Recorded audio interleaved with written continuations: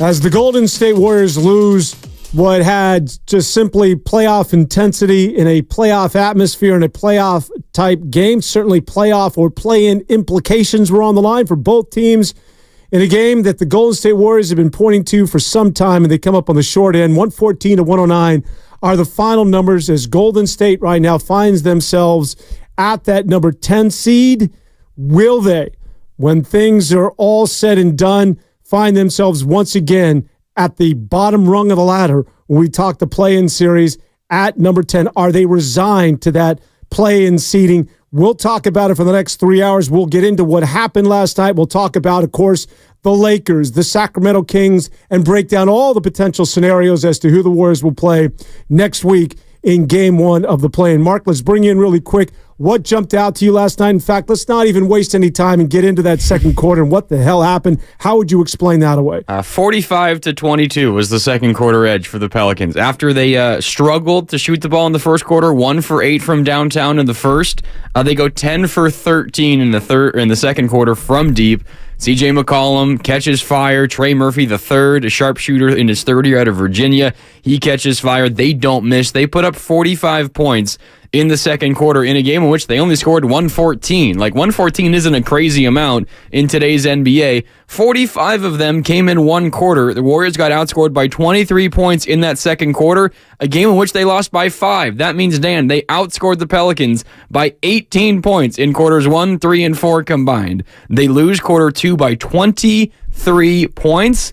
And it was a similar story that we've seen throughout the season. It was turnovers. It was poor decisions that led to easy buckets the other way. And while the Warriors played, honestly, pretty good basketball the rest of the game, it was just so bad in the second that they could not overcome it. All right, so we're going to talk about it. As I mentioned, we'll open up the phone lines early at 888-957-9570. That's 888-957-9570. I know you want to get in on the conversation. Join us here this afternoon as we talk about the Golden State Warriors going forward following their most recent loss, that at the hands of the New Orleans Pelicans. Once again, the final number is 114 to 109. What did them in again, as March has pointed out, was that fateful second quarter in which the Pelicans at one point hit eight consecutive threes. After going 1 of 9 in that first quarter from three-point territory, they go 10 of 13 in the second quarter to go along with the Golden State Warriors. 9 turnovers, 4 of which by that of Steph Curry, who did not play well throughout the majority of that game. Once again, Steph, who closes better than anybody, Mr. Clutch, did what he does in that fourth quarter, but it simply was not enough. But the 4 turnovers by Steph, the 9 collectively by the team in that second quarter, that pretty much was your ball game. As the Warriors, as I mentioned, now find themselves in that 10 seed. One of the things we want to get into this afternoon, and we got a lot to talk about, including, do they rest the starters? It seems as though it's a foregone conclusion if you're to believe what it is that the head coach Steve Kerr had to say after the game yesterday. Is that something that sits okay with you? Are you okay with essentially, potentially giving away that last game? Or do you still believe there's an outside shot of getting to the 8? Or does it mean enough to you to host that game and be the number 9 seed and host whomever, whether it's the Lakers and or the Sacramento Kings? Let's not waste any time and get right into it. 888-957-9570. We kick things off with Joe. Joe, get us going. How are you this morning? Doing great. Thanks for taking my call. You guys do a great job. First time I've called on the Warriors show on Saturday, so thanks for taking my call. You know, I just wanted to mention some of the things that I was not surprised, but I'd say disappointed on last night's game. You know, you guys talk about it all the time, and everybody does. But, you know, the fans were kind of pumped going into this streak. But, you know, I love the Warriors. I'm really an optimist, not a pessimist. But I've always thought on the streak, a lot of the games we played were against teams that weren't that good or teams that were missing key players. So I wasn't as blown away with the record that everyone's talking about. And for the same reason you guys talk about, the turnovers and also giving up threes, the teams just run up the score. You know, we lost by 5 points. It doesn't take a genius to figure out that I think the Pelicans had, about 23s? Even if you ran them off the three-point line and didn't let them have any threes and gave them layup, you would save 10 points right there or whatever it would be. I don't know. Or so I just don't understand, getting excited with Trace Jackson Davis and Looney alternating. I thought, hey, if we could just not do the turnover thing and keep the other team from scoring all the threes, the Warriors have the talent, just that they just can't seem to play clean games. The teams that have maybe 8 or 10 turnovers in a game, they're in there. I think the Pelicans had like 8. That's going to get you right in the game. And we got 16 turnovers. So I'm disappointed like a lot of fans. Thanks for letting me give you my input. But I didn't think the Warriors were going to go very far because of those two reasons. And they kind of showed everybody that from last night's game. I'll take your comments off the air, and thanks for taking my call. You guys are great. You got it, Joe. Joe from the 818, the SoCal, Southern California, kicking it off this afternoon. By the way, Austin, you got beat to the punch for the second week in a row. We'll wait for your call. But, Grant, I'll let you explain that away. How do you defend the three, and how would you explain what it is that the Warriors suffered? Because I will tell you this, and I'll let you give your explanation of just exactly what broke down for the Golden State Warriors in that second quarter. I'll tell you this, and it might be, counter to sort of public thinking here or what's popular. I thought that the Golden State Warriors played good defense. And as Steve Kerr alluded to, this has turned into a make or miss league, as oversimplified as that might sound. And just like the Warriors, when they hit 26 threes last week in that big win over the Los Angeles Lakers, if you're the Pelicans and you're going to hit 8 consecutive threes, there's nothing I don't think anybody can really do at that point. Your thoughts? The Pelicans certainly made some tough ones. C.J. McCollum made a number of them. Really good ball movement, good plays. They earned some open shots. They made some tough ones. I thought there were a couple of moments where the Warriors lost Trey Murphy, and you can't do that. Trey Murphy is an elite shooter in the league since, I think, March 1st. He is the 6th best percentage in terms of three-point percentage of players that shoot 8 or more from downtown. So he's not just a guy that he's going to spot up a couple of times a game. He shoots it often, and he's very, very good at it, shooting 40+% over the last 6 weeks now. Now, he made some deep ones, and Steve Kerr, post-game, as you alluded to, said, credit to New Orleans for making some difficult shots. But there were a couple of times where I think the Warriors lost some shooters, and you can't do that. You can't do that to Trey Murphy III. You got to know your personnel. He is going to hit you from deep over and over and over again if you allow it. Now, if you do get to a point where they just catch fire and they make 8 in a row, they go 10 of 13 in one quarter, you're right, there's not a ton you can do about it. But it was the three-point line that hurt you time and time and time again. Our caller was right, Joe from the 818. They made 20 threes. First time in franchise history for the Pelicans, they've made 20 or more threes in consecutive games. They did it last night, or 2 nights ago now, in Sacramento. They did it last night here in San Francisco. You knew what their plan of attack was going to be. They're going to try to gun you from outside, and they did that after you were great in the first quarter. It's not like every single one of those made threes, Dan, was wide open, but there were some breakdowns. I thought it wasn't terrible, and you only give up 114 points. It's not the end of the world. The turnovers is what did you in, and specifically the live ball turnovers that led to some of those open shots. But there were some moments I felt like the Warriors got a little bit lost defensively, maybe over-rotating, sagging off of the wrong guy, going to a poor shooter and leaving the better shooter wide open. But you're right, it wasn't terrible by any stretch, but there were some breakdowns throughout that game. Yeah, 15 points is what led to the turnovers leading to 15 points by that of the New Orleans Pelicans in that fateful second quarter. You talked about C.J. McCollum as well as the rest. I'll talk about C.J. McCollum. He was so good. You alluded to the Pelicans who shot it so well the night before with 23s against the Sacramento Kings. McCollum had 9 threes in that game against the Kings. Now, they went back-to-back, much like that of the Golden State Warriors, who had to travel from Portland back to Chase following a victory. The Kings coming off an emotional, huge win against Sacramento. And I just didn't think they'd have enough left in the tank for a big game against the Warriors that had, energy once again at Chase. You can't blame the crowd. They were involved. But listen, sometimes you just got to doff the old cap. And listen, nobody goes after the Warriors, certainly when they don't play well, as much as I do, especially on this show. And I would love to sit here and say, hey, that's on you, Warriors. That second quarter, you can't let a team shoot that many threes, or you can't get blown out 45-22 in one quarter. I mean, that simply can't happen. But to be honest with you, what the hell are you going to do? That's today's NBA. Everybody addresses the three-point stripe. Everybody coming out of AAU, out of high school, and certainly they cultivate that skill set in the NBA. Everybody can shoot threes. And when you have that sort of confidence and that sort of mojo, I don't know that anybody can do anything. I know Trey Murphy had a few that maybe he was open, but that dude was hitting from the parking lot. Those things were Mitch Wishnowski punts. The dude had this loft, and he was shooting from 30 feet out. I know Trey can shoot it a little bit, but give me a break. And C.J. McCollum sidestep threes over. I saw a play where Podziemski anticipated the three, got a hand up, was in his grill, and C.J. still knocked it down. And Podziemski just shrugged his shoulders like, what the hell do you want me to do? And you know what? There is nothing you can do. That is today's NBA.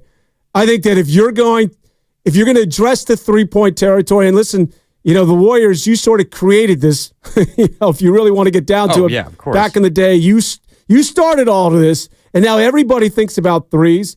Every big has got to be able to shoot a three in order to get time. And this is what happens, is that sometimes if you're feeling it and you can shoot it from three-point territory, I just don't think, Grant, there's anything anybody could have done yesterday.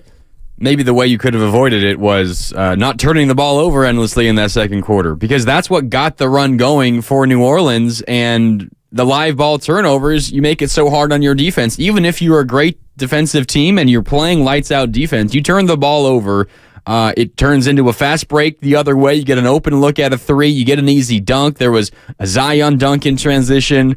There was some steals by CJ, by Trey Murphy, by Herb Jones, who's a great perimeter defender.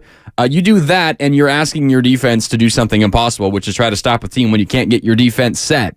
And this is a New Orleans team that's also playing without Brandon Ingram. They expect him back tomorrow. So just you're playing against a team that is without one of their best offensive players, and it was still that much of a struggle, which goes to show just how difficult it is to stop a team when you're giving up those live ball turnovers. And, some of them, like the Warriors have always kind of danced and towed the line of like chaos or controlled chaos, and with the style that they play, they're going to have some turnovers and they're going to turn the ball over, and it's going to be frustrating at times, and Steve Kerr is going to want to rip his hair out at times. Like, that's the nature of Warriors basketball. But so many of those turnovers last night, specifically in that second quarter, and at times in the second half as well, second quarter was the low point for sure.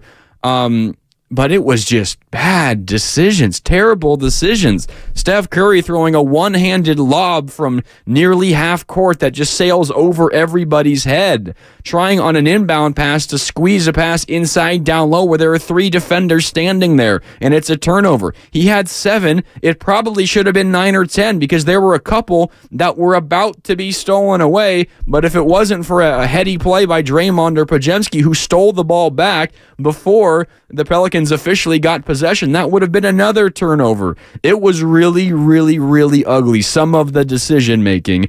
And I think it goes to what you said earlier in the show, right off the very top. Steve Kerr sounds like he wants to rest at least a couple of veterans tomorrow against Utah. Steve Kerr has said in the past, Stephen Curry's fatigue, when he is fatigued, how do you see it? How does it show itself? It shows itself in his decision-making, and I thought that was on display last night. He just simply can't go back-to-back any longer and still be effective. 36 minutes in Portland, and then he played again last night. You can do it, but you're, again, going to have to offset it with somebody else, which, again, gets right back to square one when you talk about what is the biggest culprit in the room. If you're to analyze the Golden State Warriors in the 2024 campaign, it's the fact that, again, they just don't have that consistent score on this basketball team that's not named Steph Curry.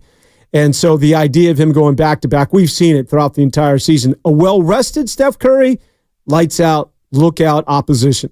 If Steph Curry is pressed, he's prone to making mistakes, turnovers, and just won't be as effective. He still was shooting awesome in the fourth quarter. He still closes better than anybody. He is still, the clutch gene begins and ends with that guy, as far as I'm concerned, currently in the NBA. But it brings up sort of the bigger point looking forward when we talk about the Utah Jazz. Where are you at if you're Steve Kerr as far as sitting? And I don't know, because last time, he gave the night off to Draymond Green as well as Klay Thompson. When you say rest, or potentially sit, is everybody sitting, meaning Steph, Draymond, Clay? Do you sit Wiggins?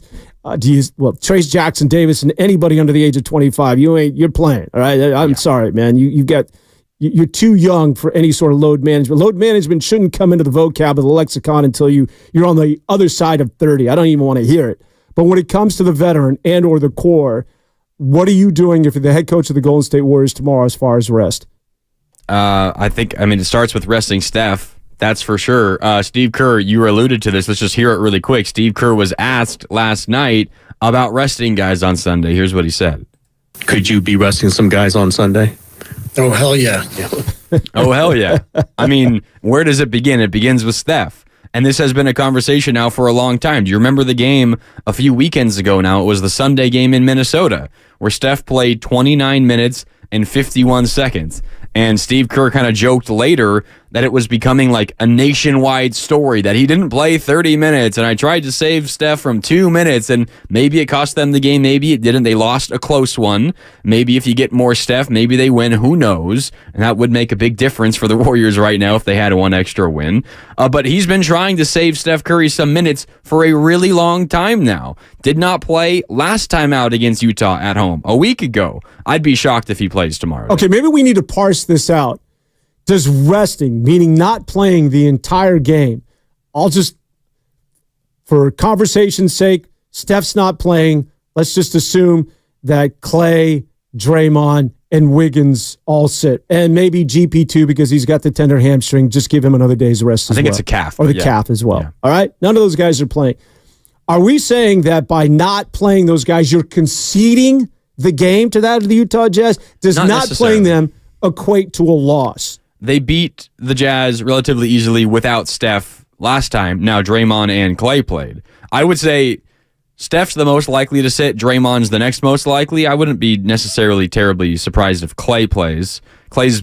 He led the team in minutes last night. Yeah, he did. Maybe I don't know. Yeah. But the other thing is, Utah isn't necessarily trying to win basketball games either at this point. You could probably still beat Utah without Steph, without Draymond. Maybe it's a little closer than you would hope. But the other side of this is, Dan, it might not matter if you win or lose. You might still be in the 10 no matter what. And the Warriors have, I think, determined, Steve Kerr has determined, and maybe this conversation is happening down at Warriors headquarters today as we speak, all day today and early tomorrow. Tip-off is at 12:30 tomorrow here on 95.7 The Game, a special time slot for the final day of the regular season. All Western Conference teams will tip off at 12:30, so no team has an advantage or disadvantage. They're probably figuring it out now, but I think the conclusion that they will come to, at least based on what Steve Kerr said yesterday, is there's a slight, very, very, very slight chance we could be the 8. There's a decent chance we could be the 9, but considering our record at home this year and considering what we've been on the road this year, we've already won twice in LA recently.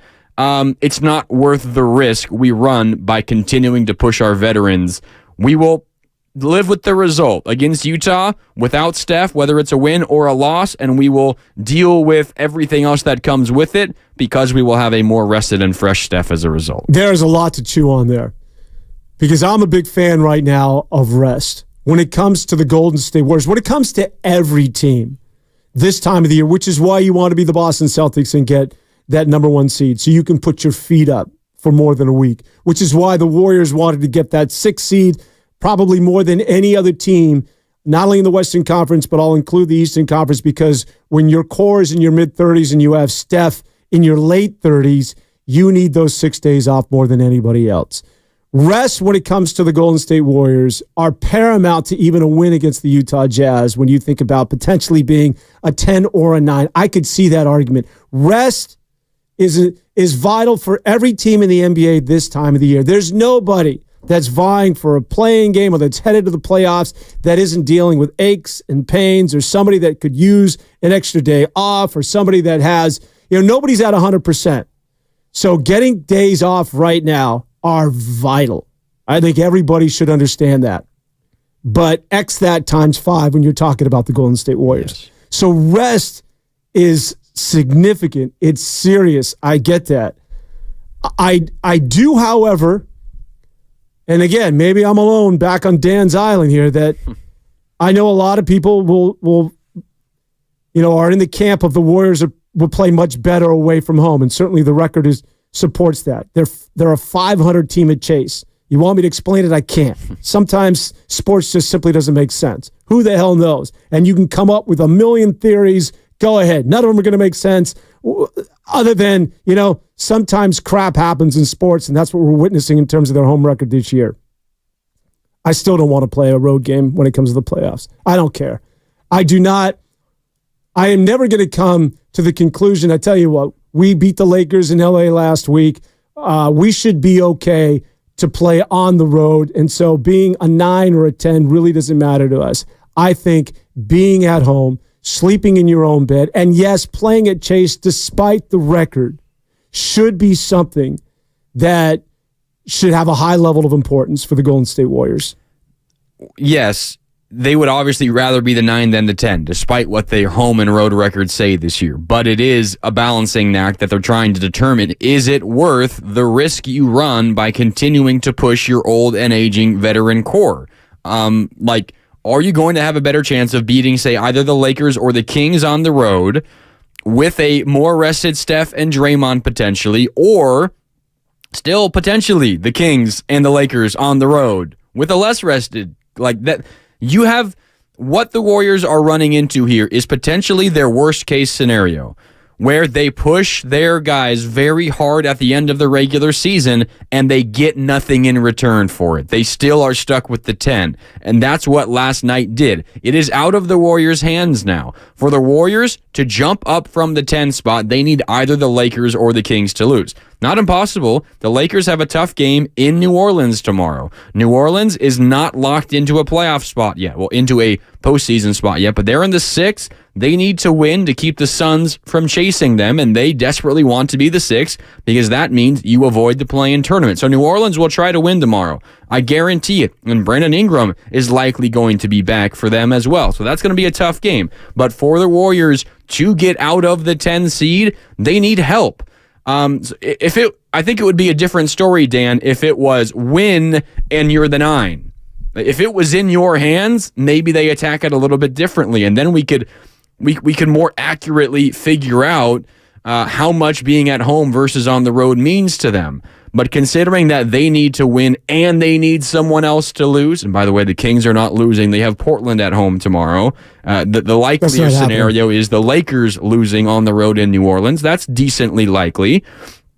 But because it's not just in their hands, they don't control their own destiny in terms of the 9 seed. Because they need help, I think they will come to the conclusion that rest is more important, and we will deal with having to win 2 road games, 2 do-or-die road postseason games to make the playoffs. I mean, they have a bad hand. And this is the hand that they dealt themselves, honestly, but they have a bad hand. There's no easy, good, 100% right answer here. Yeah, and I wasn't saying that one or the other is right necessarily, resting players and or just being resigned to playing on the road. I just don't think we can be all that dismissive that this is a team that's better on the road, especially when you get into a postseason atmosphere. I think you want to play at home. But rest, certainly, again, when it comes to all teams in the NBA, but specifically as it relates to an old basketball team, which is what the Warriors are, rest is pivotal. So I can see both sides of the argument. Man, you nailed it, because when you think about it, they went all in, Grant, on getting that 8 seed. Actually, at one point, they were eyeing the 6 seed, if you're to believe Mr. Brandon Pajemski just a couple of days ago. This is a team that was looking to improve their status once they recognized that the basement was the 10. If you think about it, they could have been resting guys for about 2 weeks now. If you're going in as the 10 seed, they put all their chips in the middle of the table. And that to go along with the demands of the scheduling for this basketball team this year, where everything was sort of backloaded after the death of their assistant coach and all the travel that they've had to endure over the last couple of weeks. And they just said, we're all in. I know we're old, but we got to play. Steph, you got to play back to back. Let's just go for it and go for that 6 seed, or let's look to get to a 7. And if you're going in as the 10, I know this is all retrospect, but you simply could have been resting guys for the last 2 weeks of the season. Guys are going to be taking time off. So the fact that if indeed, and I would say that the percentages are probably more than 75 that you go in as the number 10, But if that's the scenario, this has been a lot of wasted effort on the part of the Golden State Warriors over the last 10 days. A lot of wasted effort. You're right. Now, I think there is probably something to be said for, I think this was something Steph Curry said post-game last night. You want to go into the postseason feeling good about yourself.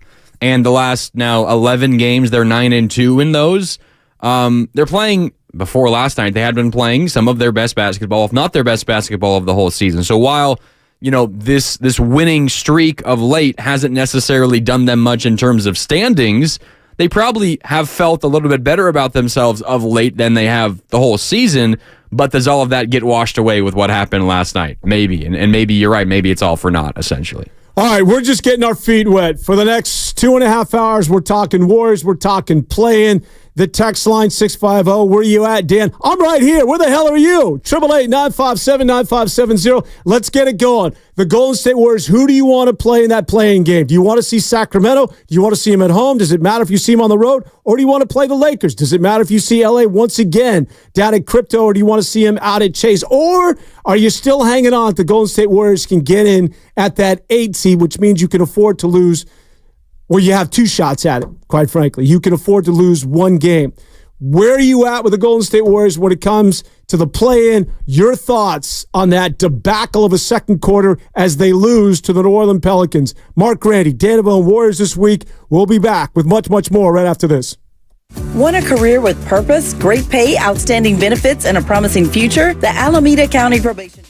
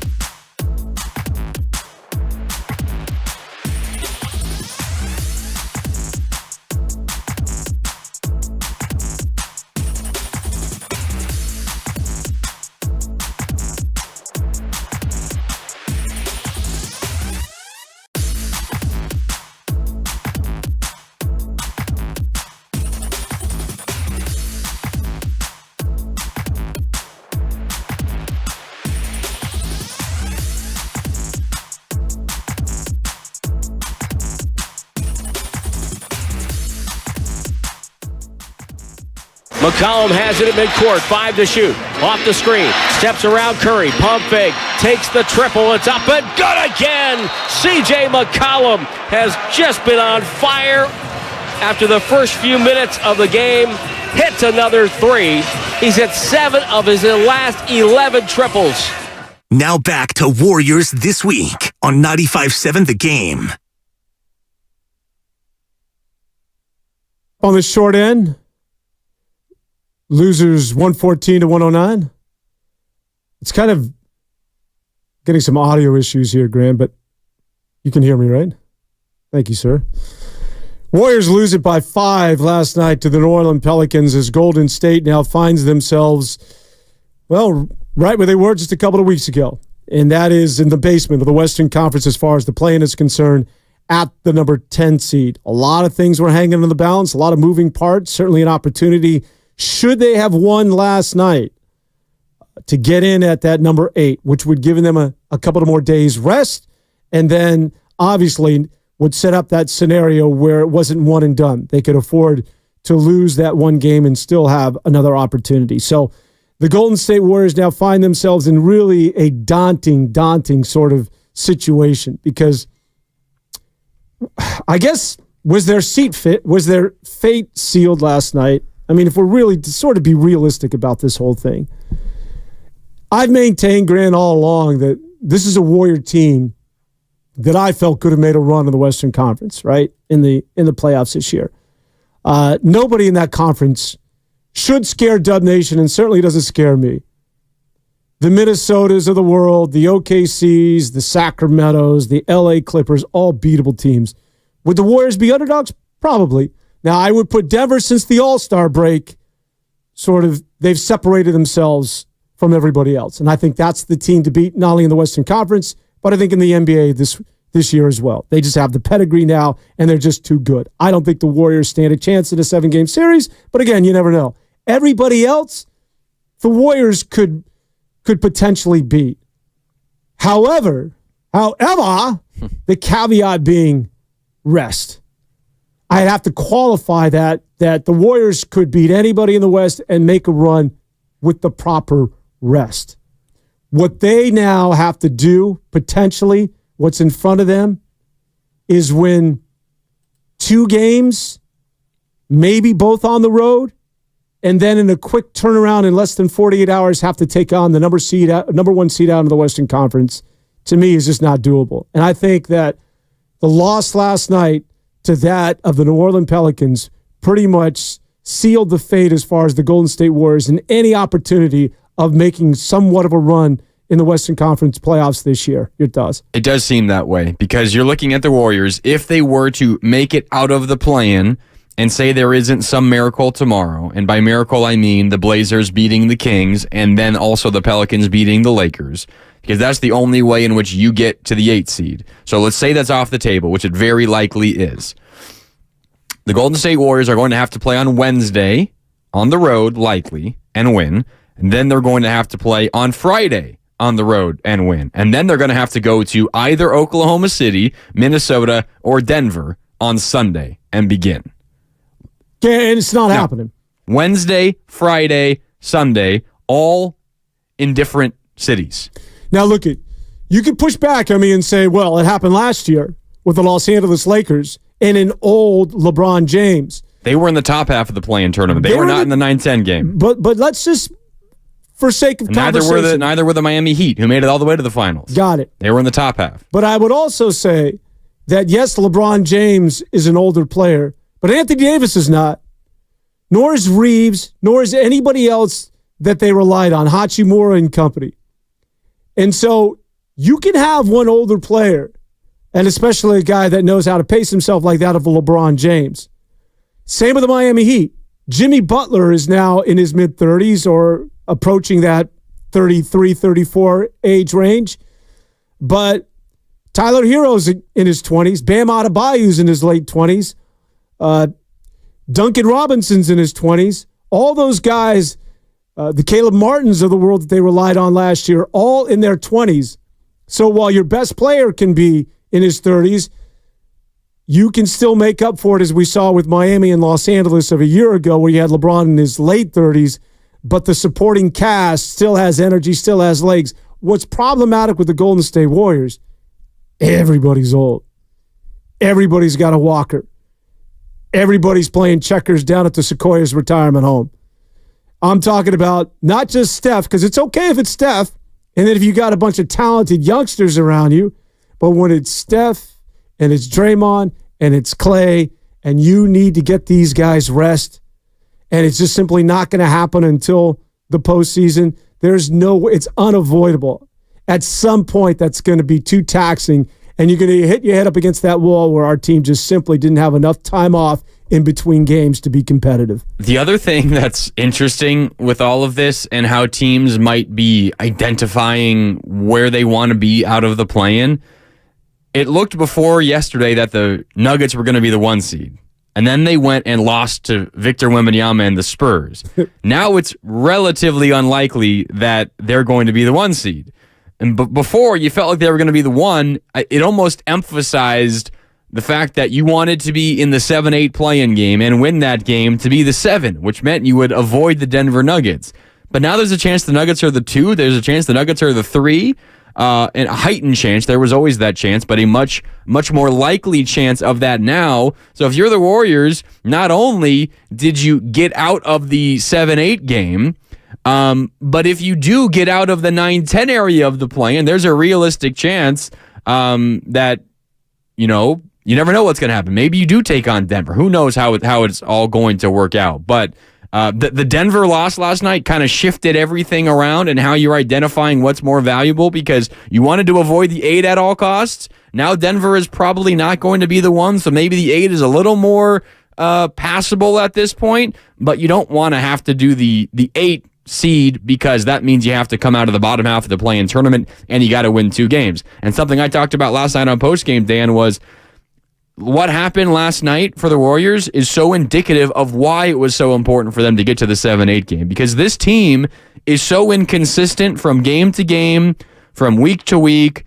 from quarter to quarter, from moment to moment, from possession to possession. You don't know what team you're going to get. You might get the team you got in the first quarter, where the Warriors built a double-digit lead. You might get the team you got in the second quarter, when they got outscored by 23 points. Like, you don't know what team you're going to get, and when you have a team like that whose range of outcomes is so wide, it's so hard to have 2 coin flip games go your way in a row. And that's what the Warriors are looking at now in the play-in. If you only had to win 1 of 2 in the play-in as the 8th seed, you could lose the 7-8 game, then win the next game. That's more likely, obviously, because you only have to win 1. But I think those chances are heightened with this Warriors basketball team because of this group, at least of teams that are healthy, and the Kings have been really, really bad ever since Malik Monk and now Kevin Huerter have gone down. But the Warriors are so incredibly inconsistent, you don't know who you're going to get, which just means, Dan, anything can happen on any given game, and now you have to have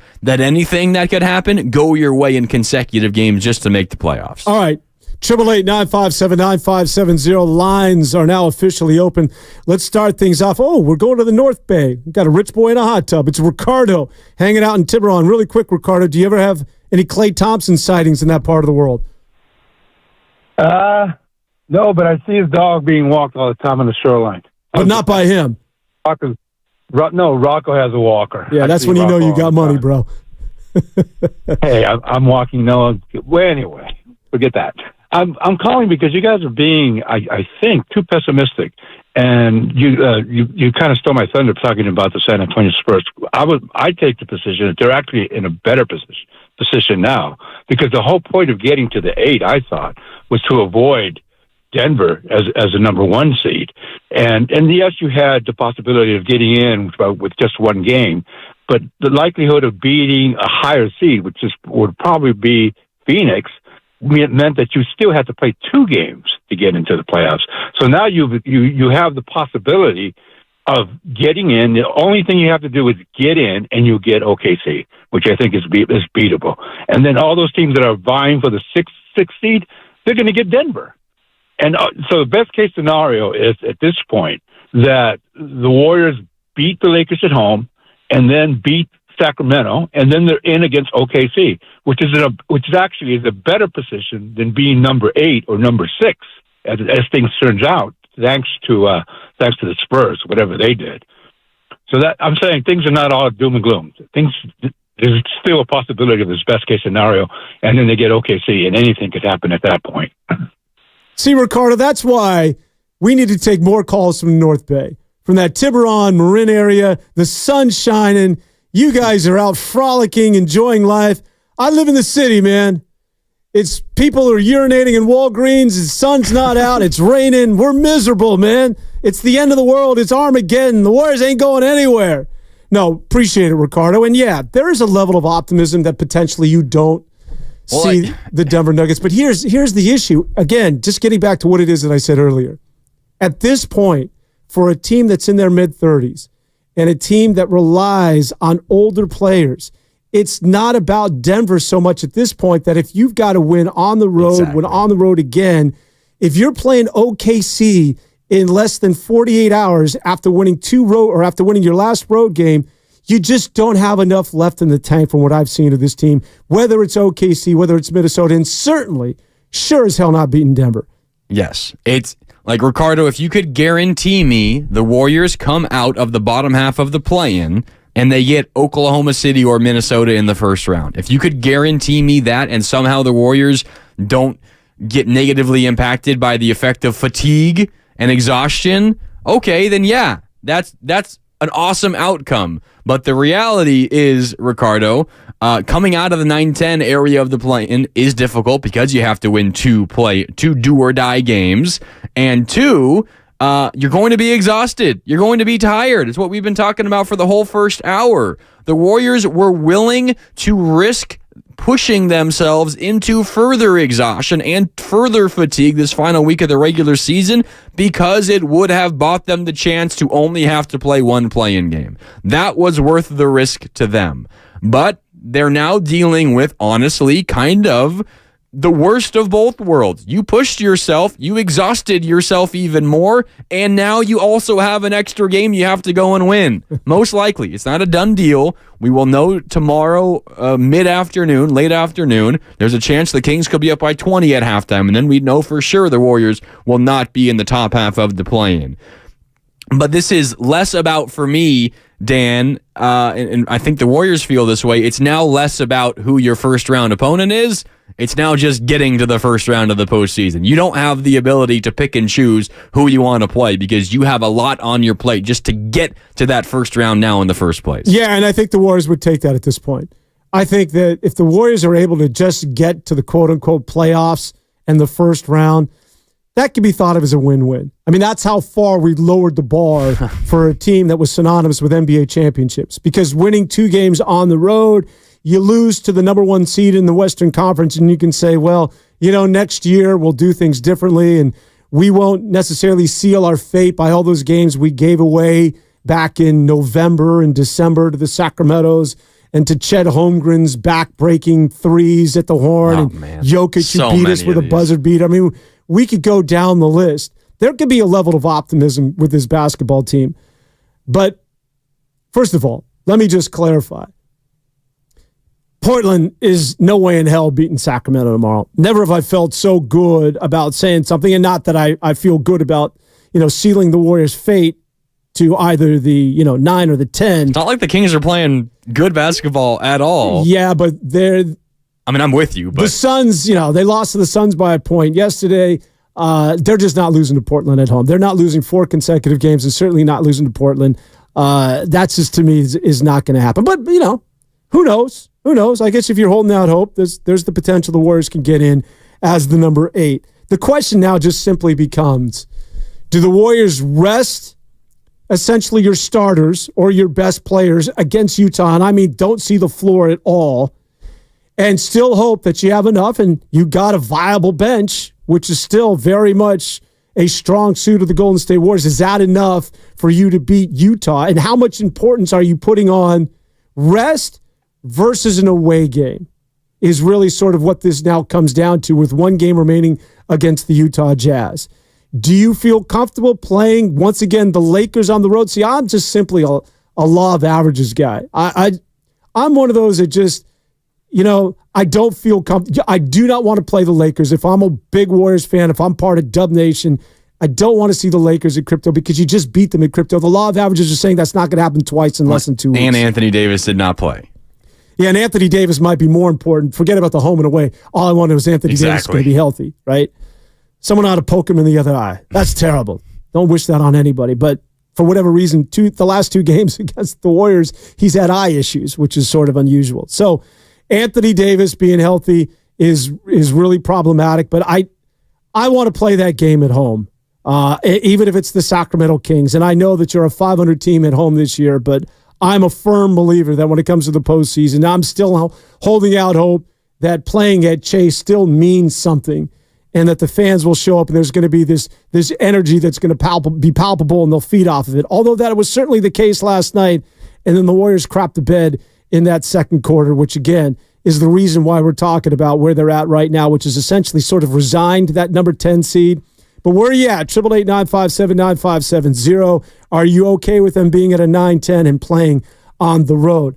Grant, I think that if I was to ask you, and just simply if you were to be able to choose their fate, are you more comfortable playing a road game at LA or are you more comfortable playing a road game at Sacramento? Oh, at Sacramento, for sure. No doubt about it. Let me run this scenario by you. I think this is what you're alluding to in asking me that question. There is still a chance the Warriors are the 8, but let's throw that out as a realistic possibility because as you laid out, it would take the Blazers beating the Kings in Sacramento for that to happen.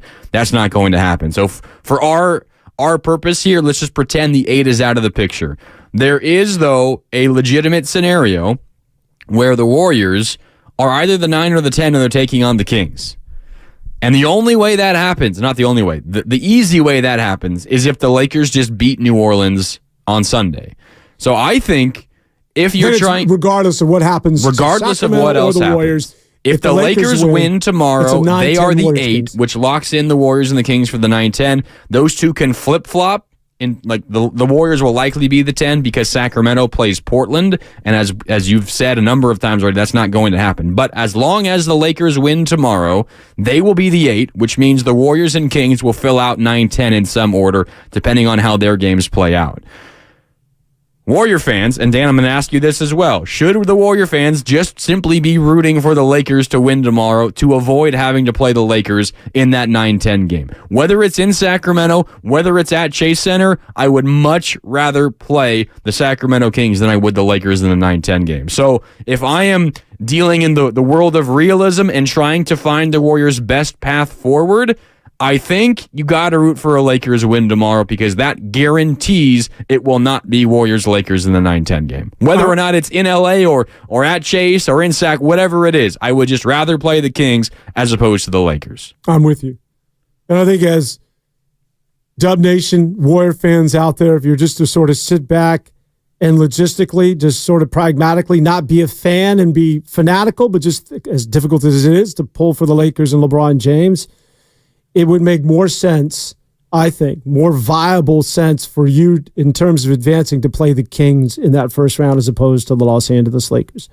And playing the Kings who are really, if you think about it, without Herter, they're having rotational issues. Malik Monk and Herter are gone. They don't know who they are anymore. So when you talk about the Warriors bench, which is, 10, sometimes 12 deep, sometimes it's a problem. Right? Like it's a good problem. I think it has been a problem. Because honestly, how do you get, everybody playing time? How do you appease everybody when you got, 12 guys that want to get some sort of run? When you talk about the Sacramento Kings, their bench is one guy, and it's Malik Monk. And now he's gone. And Monk was their bench, and he's now no longer available. Kevin Herter hadn't been very good last year and looked as though he's playing his way into a trade, was very good at times throughout the season. So the Sacramento Kings have been circling the drain. And I would even argue with a healthy Herter and Monk, there were times throughout the season, and especially in the latter part of the year, where the Sacramento Kings were really having a difficult time. So let's keep in mind that at the end of last year, the way things ended in those 7 games in which the Warriors were able to take out the then number 3 seeded Sacramento Kings, remember the popular sentiment was, well, Sacramento, look out. That's the new force in the West. Like, that's a young team. De'Aaron Fox, a Sabonis trade made so much. Keegan Murray and Monk. Like, that's a team that's headed to ascension. It wasn't OKC. It wasn't Minnesota. It was the Sacramento Kings.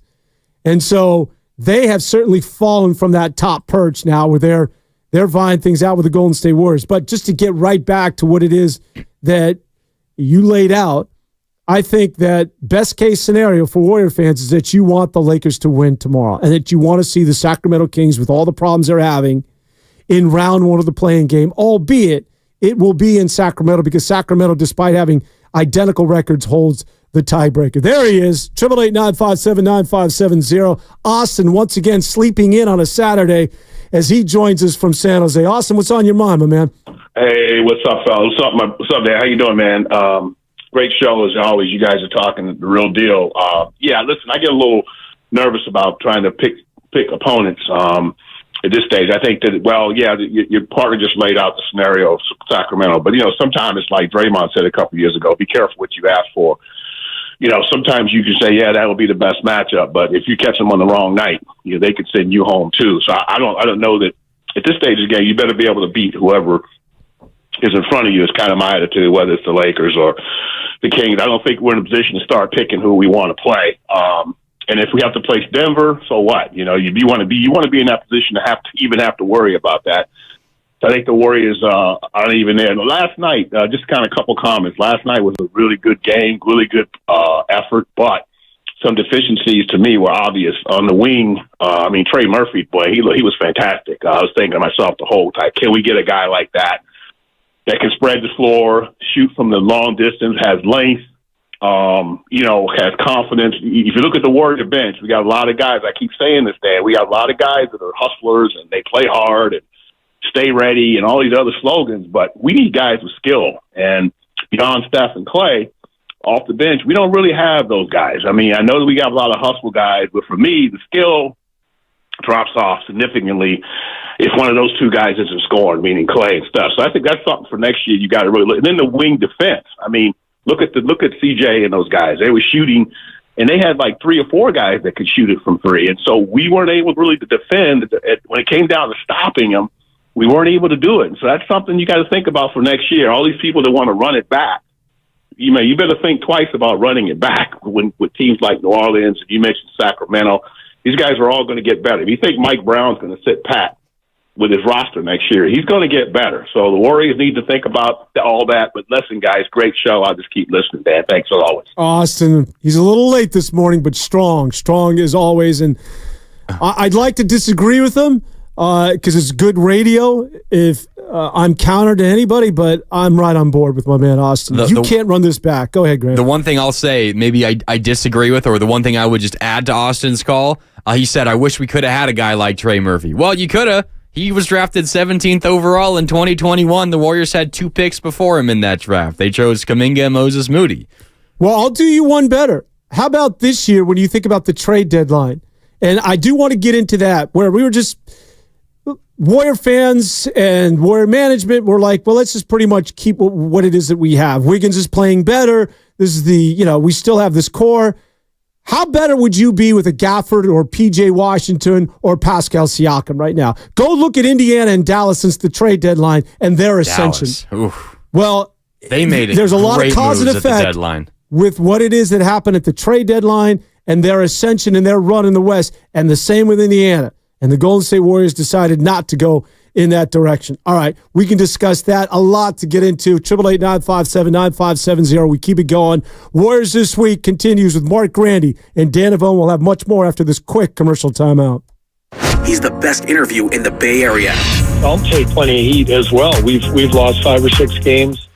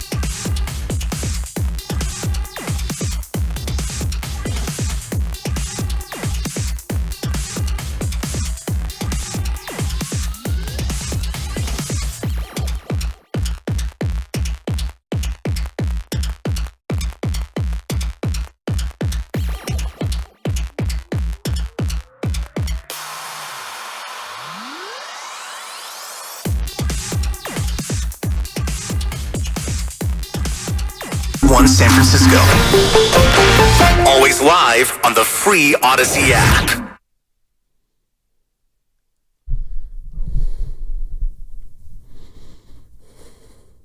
Yeah, our turnovers killed us. We had really good control of the game in the first quarter, held them to 17. Our defense was great. And then we just started turning it over. I thought Alvarado came in, put a lot of pressure on the ball, and we couldn't execute offensively. And I think they scored 15 points off our turnovers in that quarter alone. So that's where the game flipped for sure.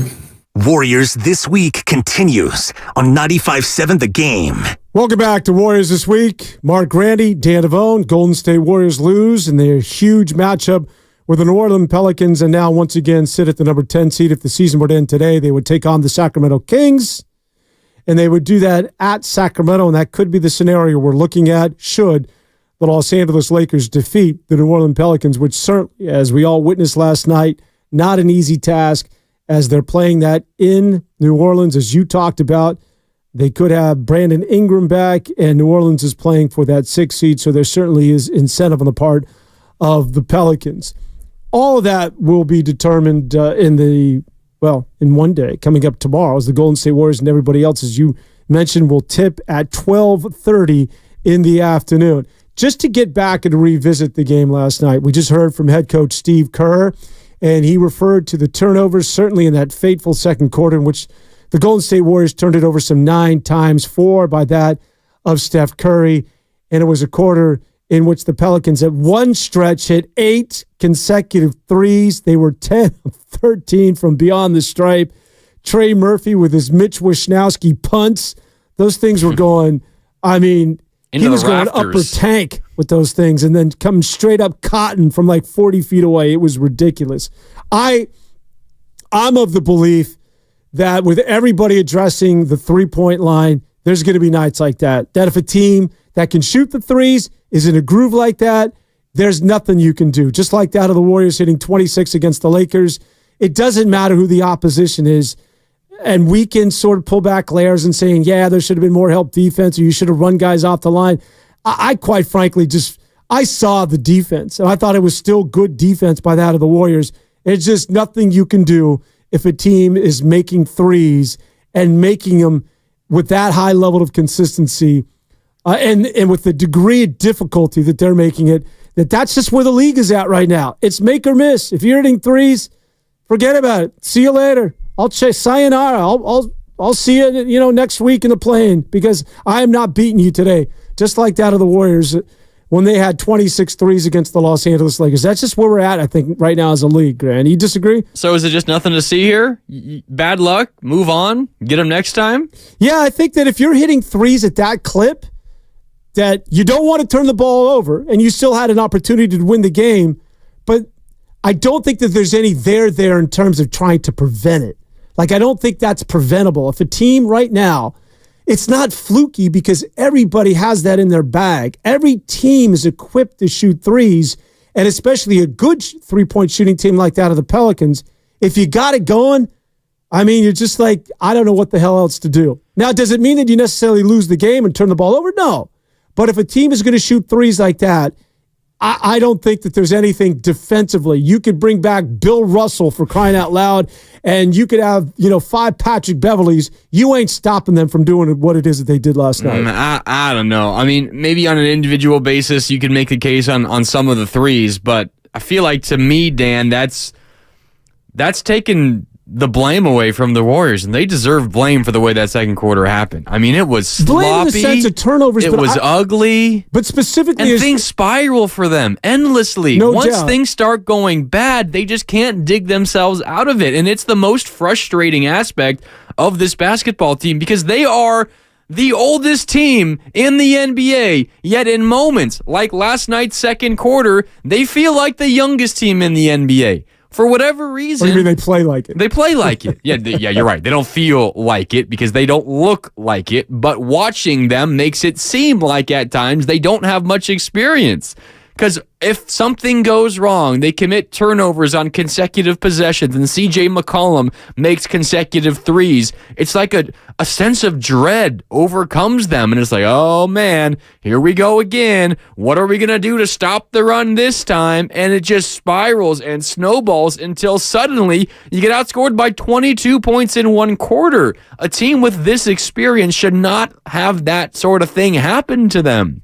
Well, it feels like they're a team that doesn't have 4 championships under their belt, that doesn't have the experience, that just realizes sometimes things like that happen. All you got to do is buckle down and play your best, not turn the ball over on the other end, and they will start missing shots. I promise you, they will start missing them. But the Warriors get in these modes where they feed into what the other team is doing by just simply not taking care of the ball. And as a Warrior fan, it's infuriating to watch night after night. Yeah, no, there's no doubt. The turnovers... And there always is a segment of every show where I go after Steve Kerr. Maybe this is it, because the turnovers to me are just, it seems as though it's sort of baked in. Yeah, we turn the ball over. I mean, we've been hearing this mantra for years now, almost as if it's sort of been a decade. It's sort of accepted that that's the way we play. I just think that really gets down to coaching, turnovers, and penalties when it comes to the NFL. There is a cause and effect with that system. You either create a culture where that's not accepted or it's accepted. And I just think I think Steve Kerr and I think that the Golden State Warriors just recognize that that's sort of the way they play. They live and they die by that sort. That's when it's going well and they're free-flowing, nobody can stop them. But when it's not going well, they look like a sloppy, as you mentioned, a team that's certainly not worthy of being synonymous with the 4 championships. I would also say that when you're an older team playing this style of basketball, and I can get into this is a whole other segment, that I think that philosophically they need to revisit that. I've mentioned this on numerous occasions that when you're a team in your mid-30s still trying to play small ball doesn't make a lot of sense to me. So I think that their most effective play, more often than not, what I love seeing is when Chris Paul is going pick and roll with Trayce Jackson-Davis. There's a sense of security with that. I know it's not as exciting as a sidestep, step-back three, or getting out in transition and shooting threes from all different angles, or Klay Thompson drifting off of one foot and hitting a three. But sometimes just playing that fundamental basketball and revisiting how you carve up this pig right now in terms of your offensive philosophy is something that I would seriously consider over the offseason. But just getting back to last night, yeah, it snowballed, but again, I don't know. A lot of the snowballing was because of what was being perpetuated by that of the New Orleans Pelicans. At some point, you have to doff your cap and saying, for crying out loud, Trey Murphy, have yourself a night. Like, what the hell are you eating, my man? Like, what's going on here? Because at some point, it's just about the New Orleans Pelicans hitting threes and not missing. And I don't know necessarily, just within that realm, again, the turnovers aside, how it is that you're supposed to combat that. How many times have we had that same conversation, though, this year? Like, if you're watching on NBC Sports Bay Area, right, and you hear Bob Fitzgerald on the broadcast say, oh, he's having a career night from deep. Like, who is this guy? Like, it happens almost every game. But I would say statistically against the three, they're one of the better teams, at least in the top tier. I think statistically it supports that they defend the three well, not the best in the NBA, but they're not the worst. So Grant, I think that in the NBA these days, man, when somebody wants to shoot the three and is going to hit it from 30 feet and you're Trey Murphy, that sometimes you just got to say, holy crap, let's just get to halftime because I don't know what it is that we're going to do. Yeah, but the other thing is you could have survived it. You could have survived that onslaught. You lost by 5 points. Yeah. As long as you just didn't give up 15 points off turnovers in the second quarter. You're right. It's less about the defense on those threes because some of those were just really, really impressive shot making by the Pelicans. But it's when things are going poorly, they just can't dig themselves out of it like they used to. And maybe it's not just like a mindset. Maybe it's not a philosophy thing. Maybe it's not anything like that. Maybe it's just simply that the players aren't as good anymore, which is obvious. We know that these players aren't as good as they once were. Like, no one is expecting Steph Curry to be unanimous MVP Steph Curry. No one is expecting Klay Thompson to be the elite, the best two-way player in the league anymore. No one is expecting Draymond Green to be able to go toe-to-toe with all of the best big men in the NBA for 88 games in a season anymore. No one is expecting that. So maybe it's just time to accept that it's unfair to compare the Warriors to their lofty standards that they've set for themselves over the last decade. But when you have that in the back of your mind, and then you watch a quarter like the second quarter last night, it's really difficult to come to grips with that, because you have watched this team for a decade be able to just be like, all right, you went on a 9-0 run. Nice. Here's a 22-3 run in response. They just can't do that anymore. Well, I think you really hit on something there, because that's the big picture here. That's the 800-pound elephant in the room. There are times, and it happened last night, when I'm watching the game and I'm waiting for the other shoe to drop. Like, who's the other guy? Who's going to carry him? Where's Kevin Durant? Where's Clay when he was in his 20s? Where's, Steph's having an off night. Where's part two? Where's that other piece, which they simply don't have? I mean, you look at the roster now, and you're like, I'm almost to the point where I'm like, is that it? Like, they're missing something. There's something that should be clear to everybody, that they're a star away from really being that team again. Well, I think it's fair that they missed Kuminga and GP2 last night, specifically Kuminga. GP2 also probably could have been a help slowing down McCollum and Trey Murphy. I would imagine he would have given them some fits on the perimeter, but maybe the piece is Jonathan Kuminga, and he did not play last night. That would have made a difference. Yeah, and Kuminga is something that we'd also like to discuss a little bit. Was it the tailbone last night? Yes, after the hard fall in Portland. Yeah. So, I mean, he's missed a couple of games now when you really need him down the stretch. So, while he's still very young in his career, and we're still defining as the sort of player he is, we hope that he's not one of those guys that's injury prone, because at the most important juncture, you want Jonathan Kuminga on the floor. But even with Jonathan Kuminga, I don't know if I'm ready to anoint him as the number two, where consistently he's giving me, the 25 and 10 every night next to Steph Curry. Because you have to keep in mind that with every passing year, a couple of things are happening. First of all, OKC, Minnesota, Sacramento, you can throw San Antonio into that conversation. All those teams are getting better because they're getting more experienced. Age is a good thing. You think them. OKC is going to be worse next year? No, they're going to be better. Age is actually a good thing. The Golden State Warriors are descending down the mountain. They're not ascending up any longer. So with every passing year, Steph loses a half step. So with that being said, there is now more of a need for somebody else to step up and fill that gap. Well, he's still, I think, one of the best players in the NBA. He can still do it, but he simply can't do it over a sustained period of time, or he can't do it as frequently as he once did. And the back-to-backs now become much more problematic, which is why you become more reliant on that quote-unquote other guy, which they have yet to identify. Could it be Jonathan Kuminga? I'm still not there yet. Certainly has shown signs, but that's where you're at with the Golden State Warriors. Just, remove the Pelicans and everybody else. Forget about the plan. There are times when you look at this team and you're like, is that it? Like, who else? Give me somebody else. Or who's going to be that guy? Who's going to carry this team? Is it Andrew Wiggins of 2 years ago? Well, sometimes, and other times, no. So there's clearly something that's missing with the Golden State Warriors. Maybe it was Jonathan Kuminga last night, but I think when you go off season with this team, I'm of the belief that you got to blow it up. Whatever that means, I think you got to go after that star if you're thinking about winning titles. If you're thinking if it's the timeline is 3 to 5 years and you're in a rebuild, well, then do it through the draft and go find some kids. But if we're thinking about winning titles, which I'm assuming everybody is, then you cannot come back with the same core and then just find some peripheral pieces and expect to be relevant again.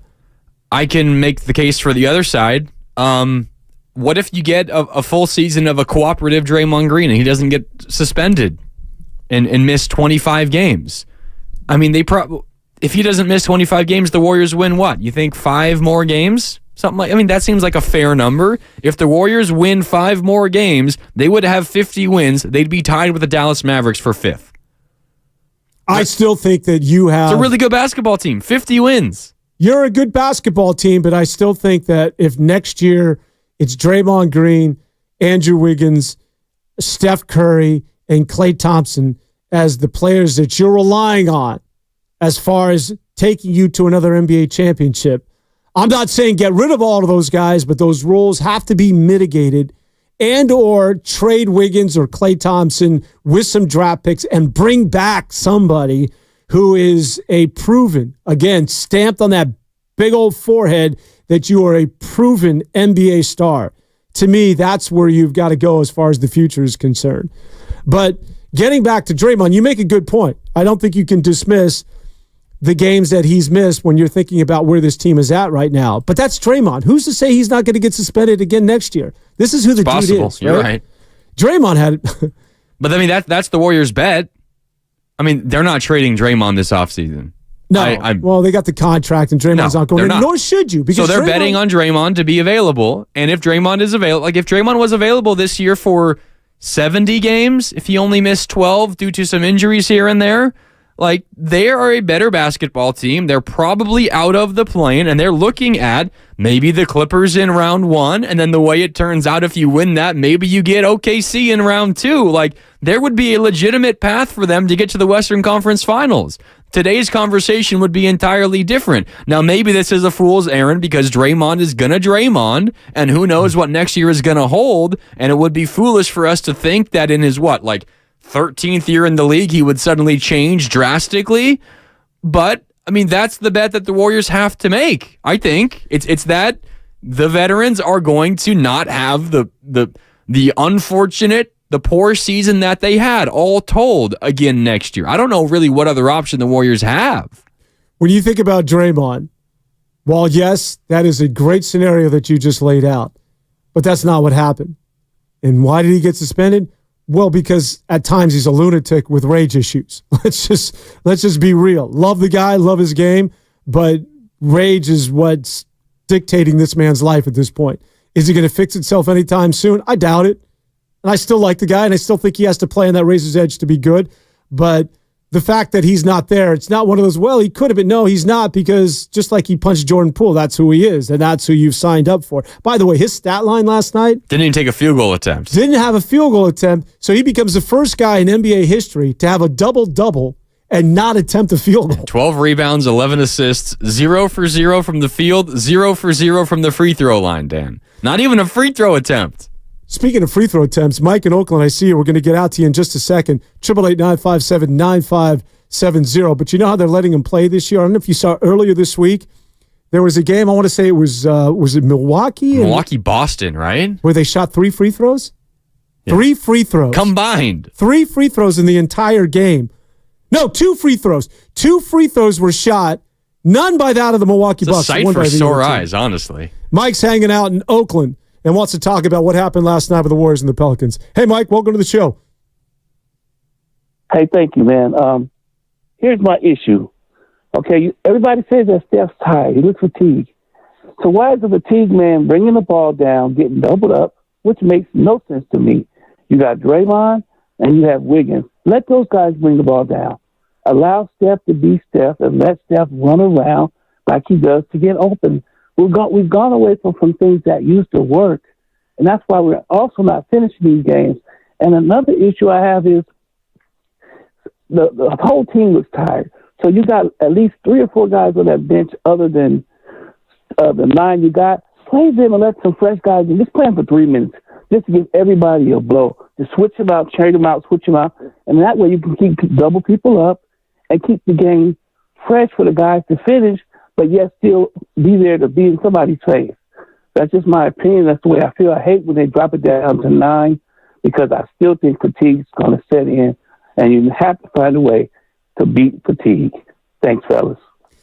Well, unfortunately, fatigue and Father Time are undefeated when it comes to an old basketball team. I just don't know how you do it unless you want to go Benjamin Buttons and turn back the time clock and sort of reverse aging, because it's just simply – it's an inevitability when it comes to the Golden State Warriors. As far as Steph Curry, Mike, thanks again for the call. Call back next week or call later in the show, man.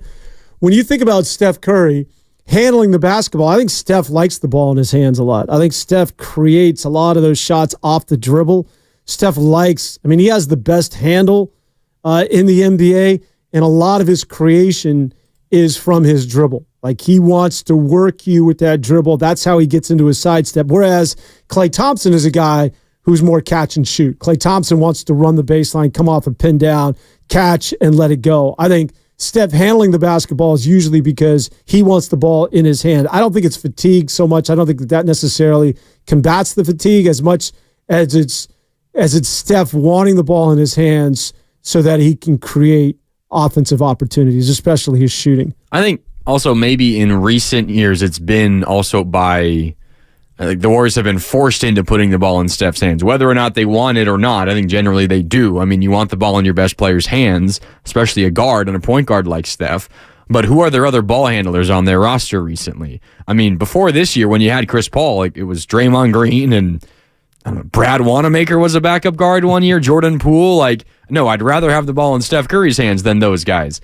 This year, though, I think the caller maybe makes a valid point. If there is a little bit more fatigue that comes to Steph when he is on ball, maybe you pair him with Chris Paul a little bit more on the floor together, and that'll takes a little bit of the pressure off of Steph. Now, I'm not so sure that there is any statistical basis for fatigue on ball versus off ball, because if you watch Steph, and the same goes for Clay, honestly, you watch those two off ball, I mean, they are running 24/7. Like, they are always in motion, trying to come off a pin down screen, get open in the corner.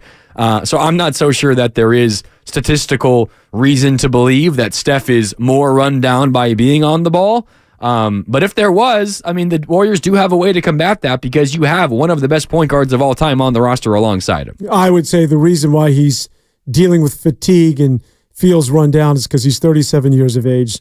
Whether he's got the ball in his hands or is running the point or running the offense is inconsequential. I just think that, the guy is an older basketball player, and at this age, listen, typically when a guy got into his early 30s, his career was done.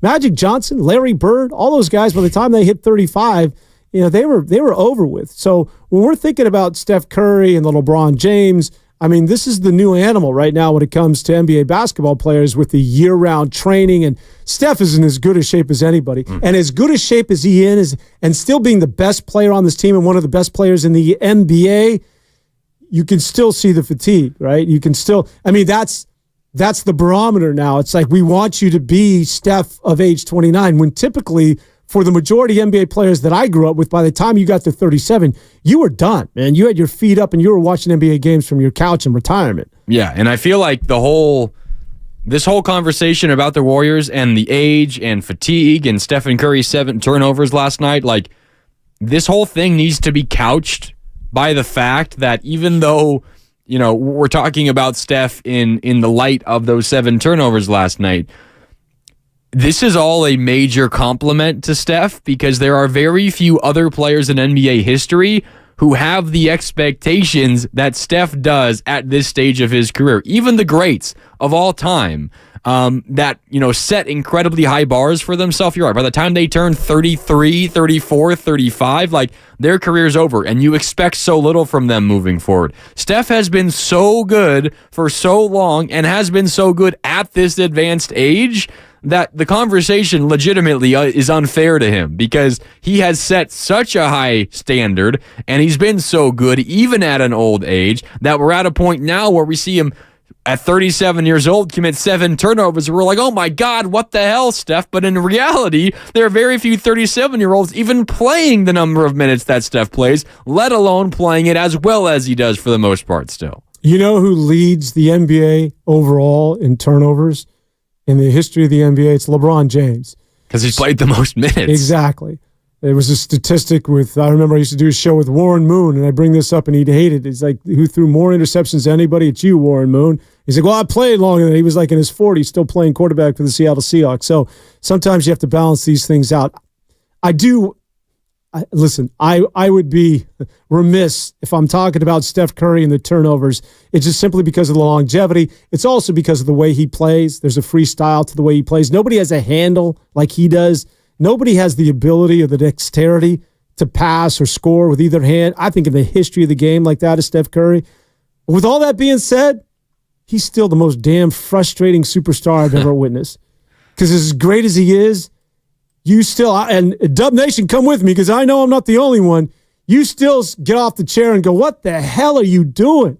Like, where are you trying to go with that basketball? Oh, we up against it? I could have kept going, ranting on Steph Curry. I'm glad you cut me off. All right, we continue here on 95.7 The Game.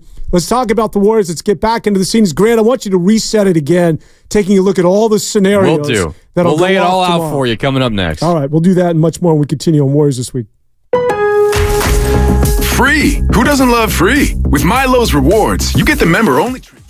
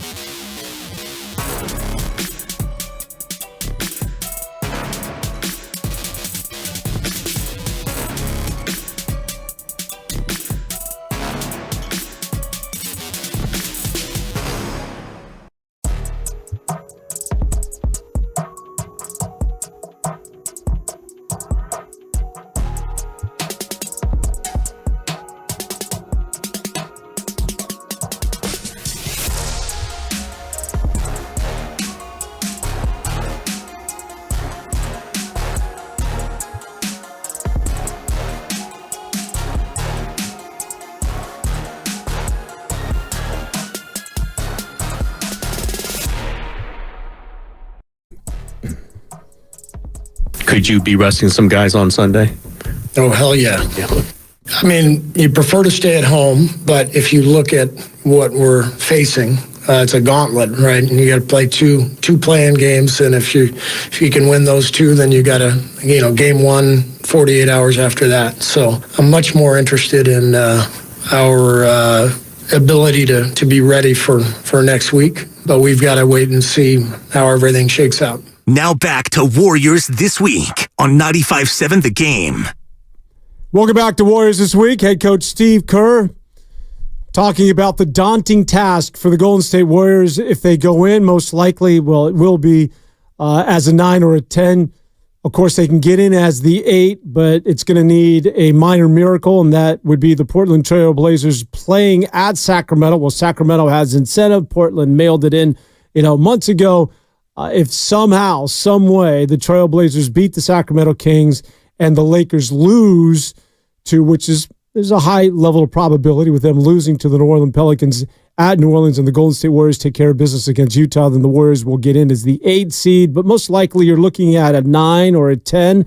If they go in as a 9 or 10, then Steve Kerr, as he just laid out, then it is daunting that you have to win on the road, potentially 2 games, and then in a short period of time, turn around and take on the number 1 seed in the Western Conference in the playoffs. Can it happen? Can they make a run? Well, yeah, but it's highly unlikely if you really think about it. Really quick, before I want you to detail again, Grant, just all the scenarios that can take place tomorrow in what is the last day of the regular season. Everybody going off at 12:30. Somebody in the 5-0. I talked about how Steph Curry has the best handle and probably finishes better than anybody with his left hand.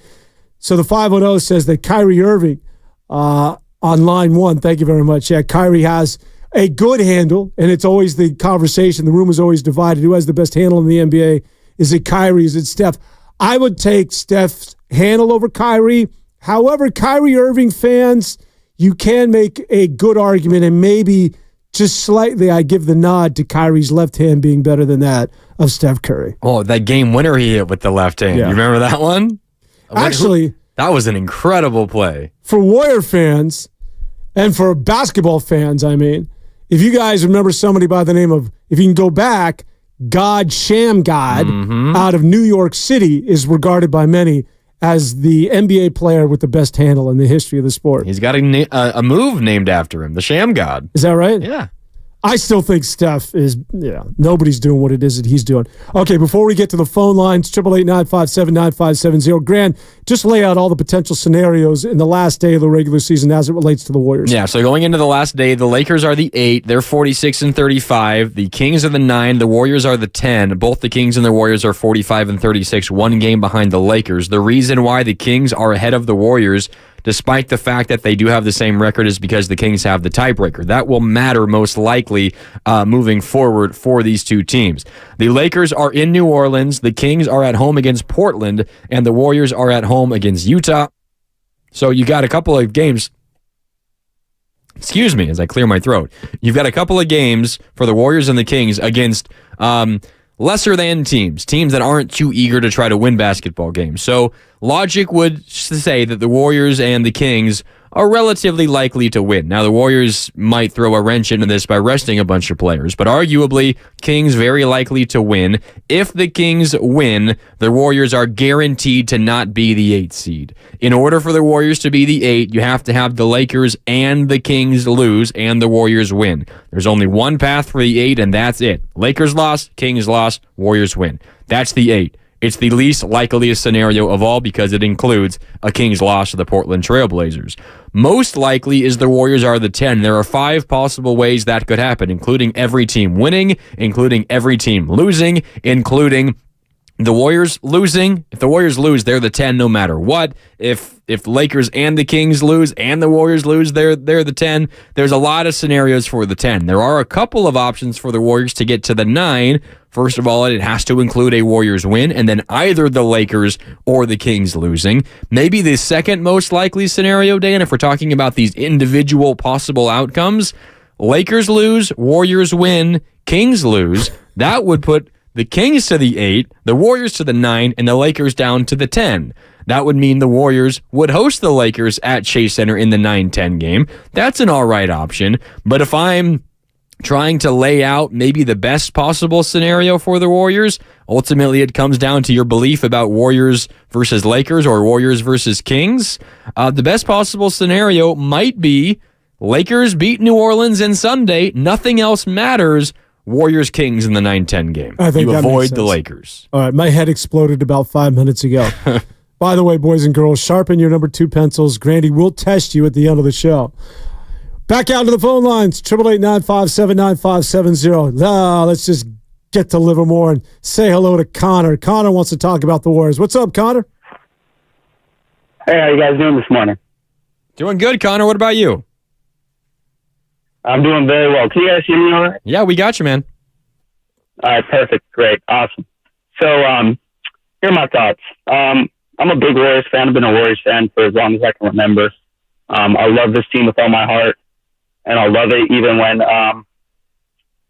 Curry, Draymond, and Clay go. All the guys I grew up watching go. And so, I think this team is a great team, and we've seen that. We've seen evidence of it with their shooting, but we can't expect that shooting that we saw from Draymond. We can't expect that overall team like shooting like that.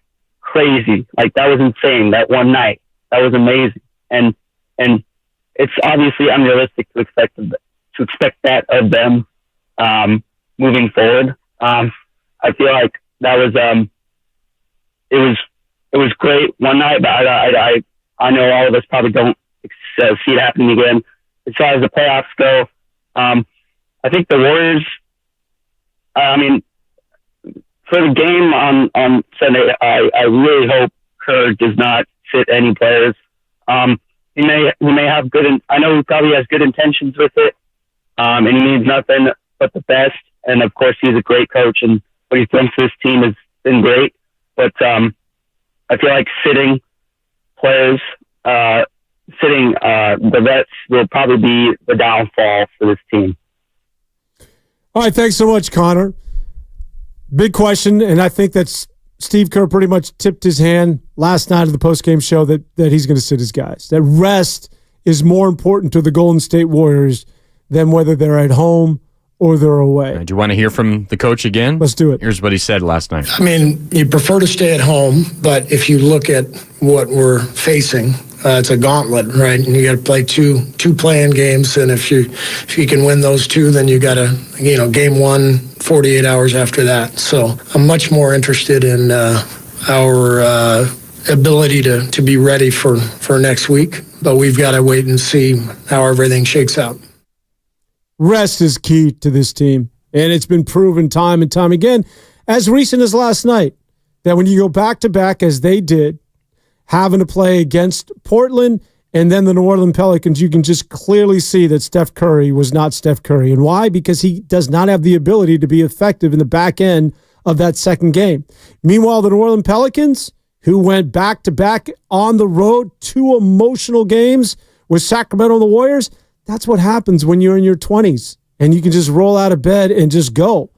That's the difference between being in your late 30s and your mid to late 20s. Back out to the phone lines at 888-957-9570 and just give me Eric hanging out in San Francisco. Eric, what's going on, brother? Hey, guys. Good morning. First, just one quick point. Steph Curry is my favorite player of all time. But if you think that Steph Curry has the handles of Kyrie Irving, you're insane. I'm just like, that is, or at least I respectfully disagree. But the real point that I was calling about is I was wondering what your guys' thought is on whether the Warriors' run recently is kind of a mirage. And what I mean by that is if you look at the Warriors' record against the top teams in both conferences, it's pretty bad. Oklahoma City, they're 1-3. Minnesota, they're 0-3. Denver, they're 0-4. The Clippers, they're 1-3. Dallas, they're 1-3. New Orleans, they're 1-2. Phoenix, they're 1-3. The Lakers, they're 3-1. The Kings, they're 2-2. If you move over to the Eastern Conference, they're 1-1 against Boston, 1-1 against Milwaukee, 0-2 against New York, 0-2 against Cleveland. I think they're 2-0 against Orlando, but they're 0-2 against Indiana. They're 1-1 against Miami, and they're 0-2 against Miami. So if there's another 19 teams that are making the playoffs, and they have a substantially very bad record against all of them, I'm just wondering what you guys think is the actual realness of the run since, I guess, basically, let's say February 1st or mid-January, because I think that should be factored into also about what happens in the off season. Because if they can't really beat any of the top teams and they're just beating up on the lower teams, if Houston, Memphis, and San Antonio are all going to be better next year, I just don't know if I see a path for us to even get out of the play-in next year. Maybe you guys disagree, but I just look at the way we've competed against the top teams, and it's just not been very good. Thanks a lot, Eric, and thanks for doing your homework and coming up with all those numbers against the top I think some of those numbers were wrong. They do have a win against Indiana. They have a win against Miami, but his point still stands, and this was a point that was made in the YouTube chat powered by First NorCal Credit Union. Dennis said the Warriors are 19-31 against teams above 500, which is the worst in the West by teams headed to the playoffs. You look at that and you say, all right, well, is this just a paper tiger Warriors team? Are they just beating up on the bad teams and not hanging around with the good ones? The numbers, might back that up. You could certainly make that case. I will say the Warriors are so good enough to beat any team in the league on any given night. They've beaten the Celtics. They've beaten the Bucks. I know they did not beat the Nuggets, but they were damn close to beating them every single time they played. But they haven't been able to pull those ones out. So you certainly can make a case that the Warriors haven't really proven consistently enough that they can hang with the top teams in the league.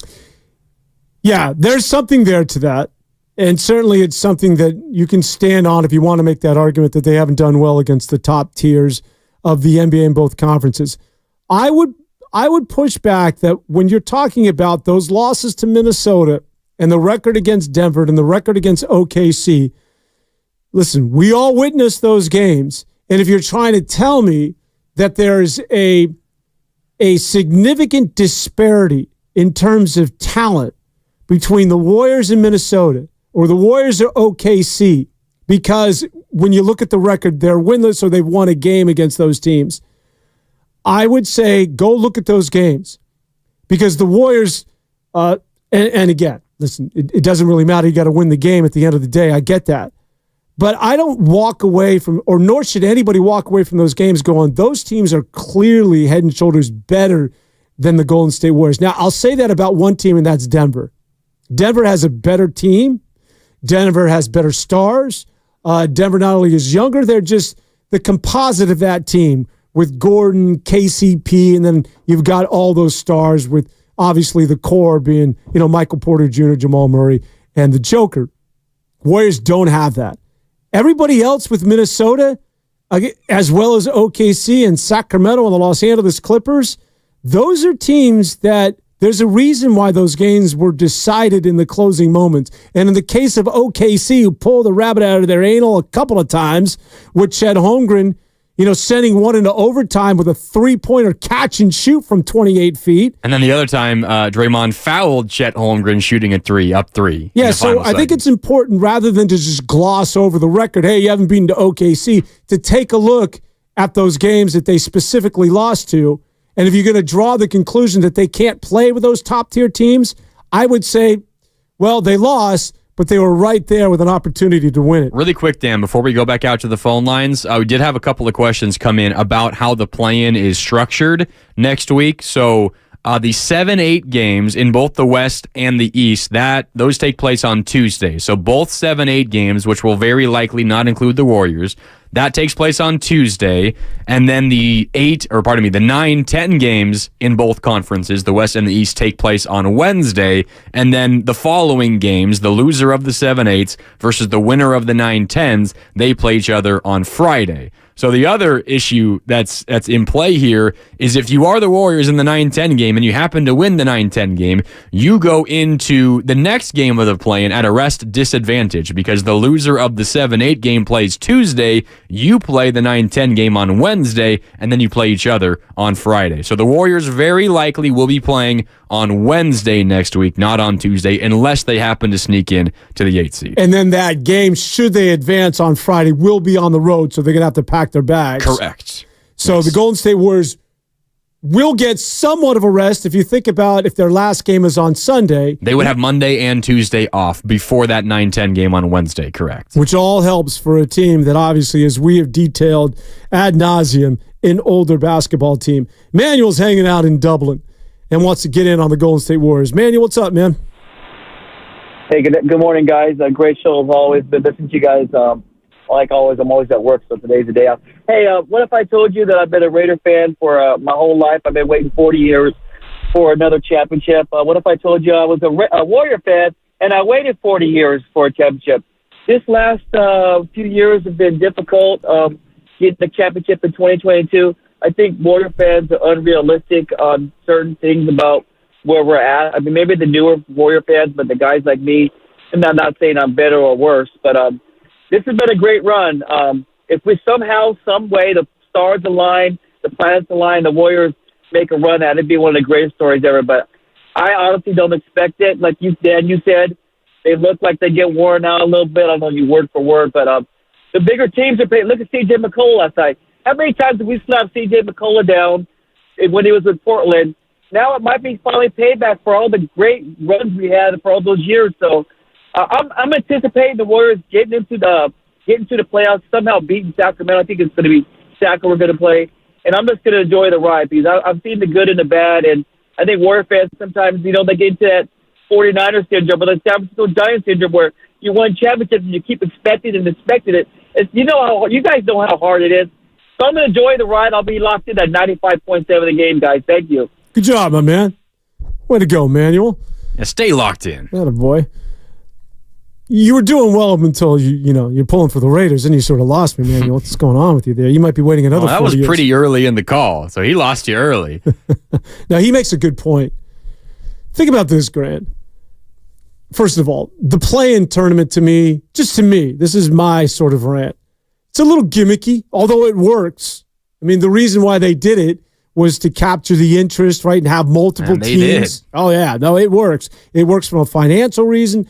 It works from just an entertainment standpoint. I mean, they had the Houston Rockets involved at the end of the season. And that's a win. That's the point, because the NBA, throughout my lifetime, it was pretty much the last month of the season. It's like, okay, when's the postseason starting? We already know what's going to happen, right? And now you've got like 10 teams in both conferences, more than that are vying for positioning. So it works. But I guess if this is considered old school because the play-in tournament is since 2022, but let's just think about this. And it's a good point by that of the caller, because if this is just pre-2022 and you're going throughout my lifetime and the majority of yours as well, 8 teams get into the playoffs. What's the conversation we're having today with the Golden State Warriors most likely not going to the playoffs this year? How different is the narrative? The conversation is, oh man, 45 wins, maybe 46 wins, and you missed the playoffs. It's unfortunate, but the reality was this wasn't a very good basketball team. Yeah, I think the conversation is more gloom and doom. We're talking about a team that won a title 2 years ago that now can't even get into the playoffs. A team that's synonymous with NBA championships that can't even meet the postseason. Like, that's where all of this conversation over the span of the 3 hours in which we do this show, I can pretty much guarantee is where we're at. I would also ask fans to do this. And the caller mentioned how he's going to hang on to the Golden State Warriors because he's grown up with this core. Just stay with me and just let's do this exercise together. If there's someone next to you, hold their hand. Let's all get into a meditative state. But let's just pretend the Warriors never win right? Those NBA titles. If this is the first time you've seen this basketball team, that you have no history with which to base the Golden State Warriors. They're not synonymous with having this dynasty with Steve Kerr in the core. That if you were just looking at this basketball team for the first time this year, would the conversation be similar? Would we be hanging on to, well, they can still do it, or this is a team that can still win titles? Or would you be looking at this team saying, wow, they're just old, and this team needs whatever it is, fill in the blank, X, Y, and Z? How much of this is tainted by what it is that they've done in the past? And also couple that with the fact that it's only been since 2022 where we are now including 10 teams into the quote-unquote sort of postseason. And how different is it with just 8 teams and the Golden State Warriors are now officially on the outside looking in? You're absolutely right. It would be an entirely different conversation, and it has everything to do with what has happened in the past. The biggest reason and the most, visible reason, I mean, you can talk about emotions and emotional ties to players and how difficult it would be to say goodbye to Steph and to Clay and to Draymond and all that. Maybe some fans would have an easier time saying goodbye to some than others, but there's no doubt an emotional conversation here, an emotional gut reaction that you feel when you think about the Warriors without Steph, Clay, and Dre. But the other part of it, Dan, is what makes it so difficult is because of what they accomplished, they're all making a ton of money. And that makes it very difficult for you to do anything else. Steph Curry is paid top of the league, highest paid player in the NBA for the next 2 years. Maybe someone breaks his AAV in the next couple of seasons coming up. Maybe at the end of the deal he's not, but right now he is. Jaylen Brown didn't eclipse him this past season? That might kick in a year or two down the road, but this year, Steph Curry, the highest paid player this season in the NBA. Draymond Green is being paid more handsomely than most 35-year-olds, however old he is, 34-year-olds that don't take a field goal attempt in a single game. And Klay Thompson, if he returns, he's going to make a ton of money for the Warriors. You add in the fact that they don't have draft picks, a lot of them in the future. They don't have their first-round pick this coming season. And all of that is a result of what these guys had accomplished because you feel so, you feel so forced to try to make it work with these guys once again as a thank you to what they've already accomplished for your franchise. You want to try to squeeze as much as you possibly can out of these franchise pillars. So if these guys were just veterans who haven't accomplished anything in the NBA and who were decent and you got a playoff berth and that was it, and now you have the opportunity to move on from them, it would be so much easier, and you probably would. But you can't just forget about all that history, and that's the reason the Warriors are in the current spot that they are. And it's generally what happens to teams of this stature. Generally speaking, when you have a championship core that wins multiple championships, it is so incredibly rare that the end is not painful. So rare. You have to look long and hard to find a dynasty that was able to sort of continue the run. I think the closest might be San Antonio. It was still with that same core, but yeah, Kawhi Leonard. And then it was pretty painful after that. And until this season, I mean, it was still painful this year, wins-loss record, but they're finally seeing the light now. So how do you keep that train going down the track is really where the Golden State Warriors are at. And I think that they have finally met that fork in the road where it's time to head in another direction. Will that take place over the offseason? We'll talk about it when we come back. What do you do if you're the GM, if you're Dunleavy with the Golden State Warriors? Do you bring back this core? Also, are you still hanging on to an 18, and where do you think they will go when it comes to the play-in tournament? I do want to get into Klay Thompson, and yes, heat check, the worst phrase in the history of sports. You know my rant. I'm going to reiterate it once again. We'll talk about a heat check last night that really cost the Golden State Warriors. We'll do that and much more. Warriors This Week continues with 1 hour to go right after this. So, how's your research going? Surprising.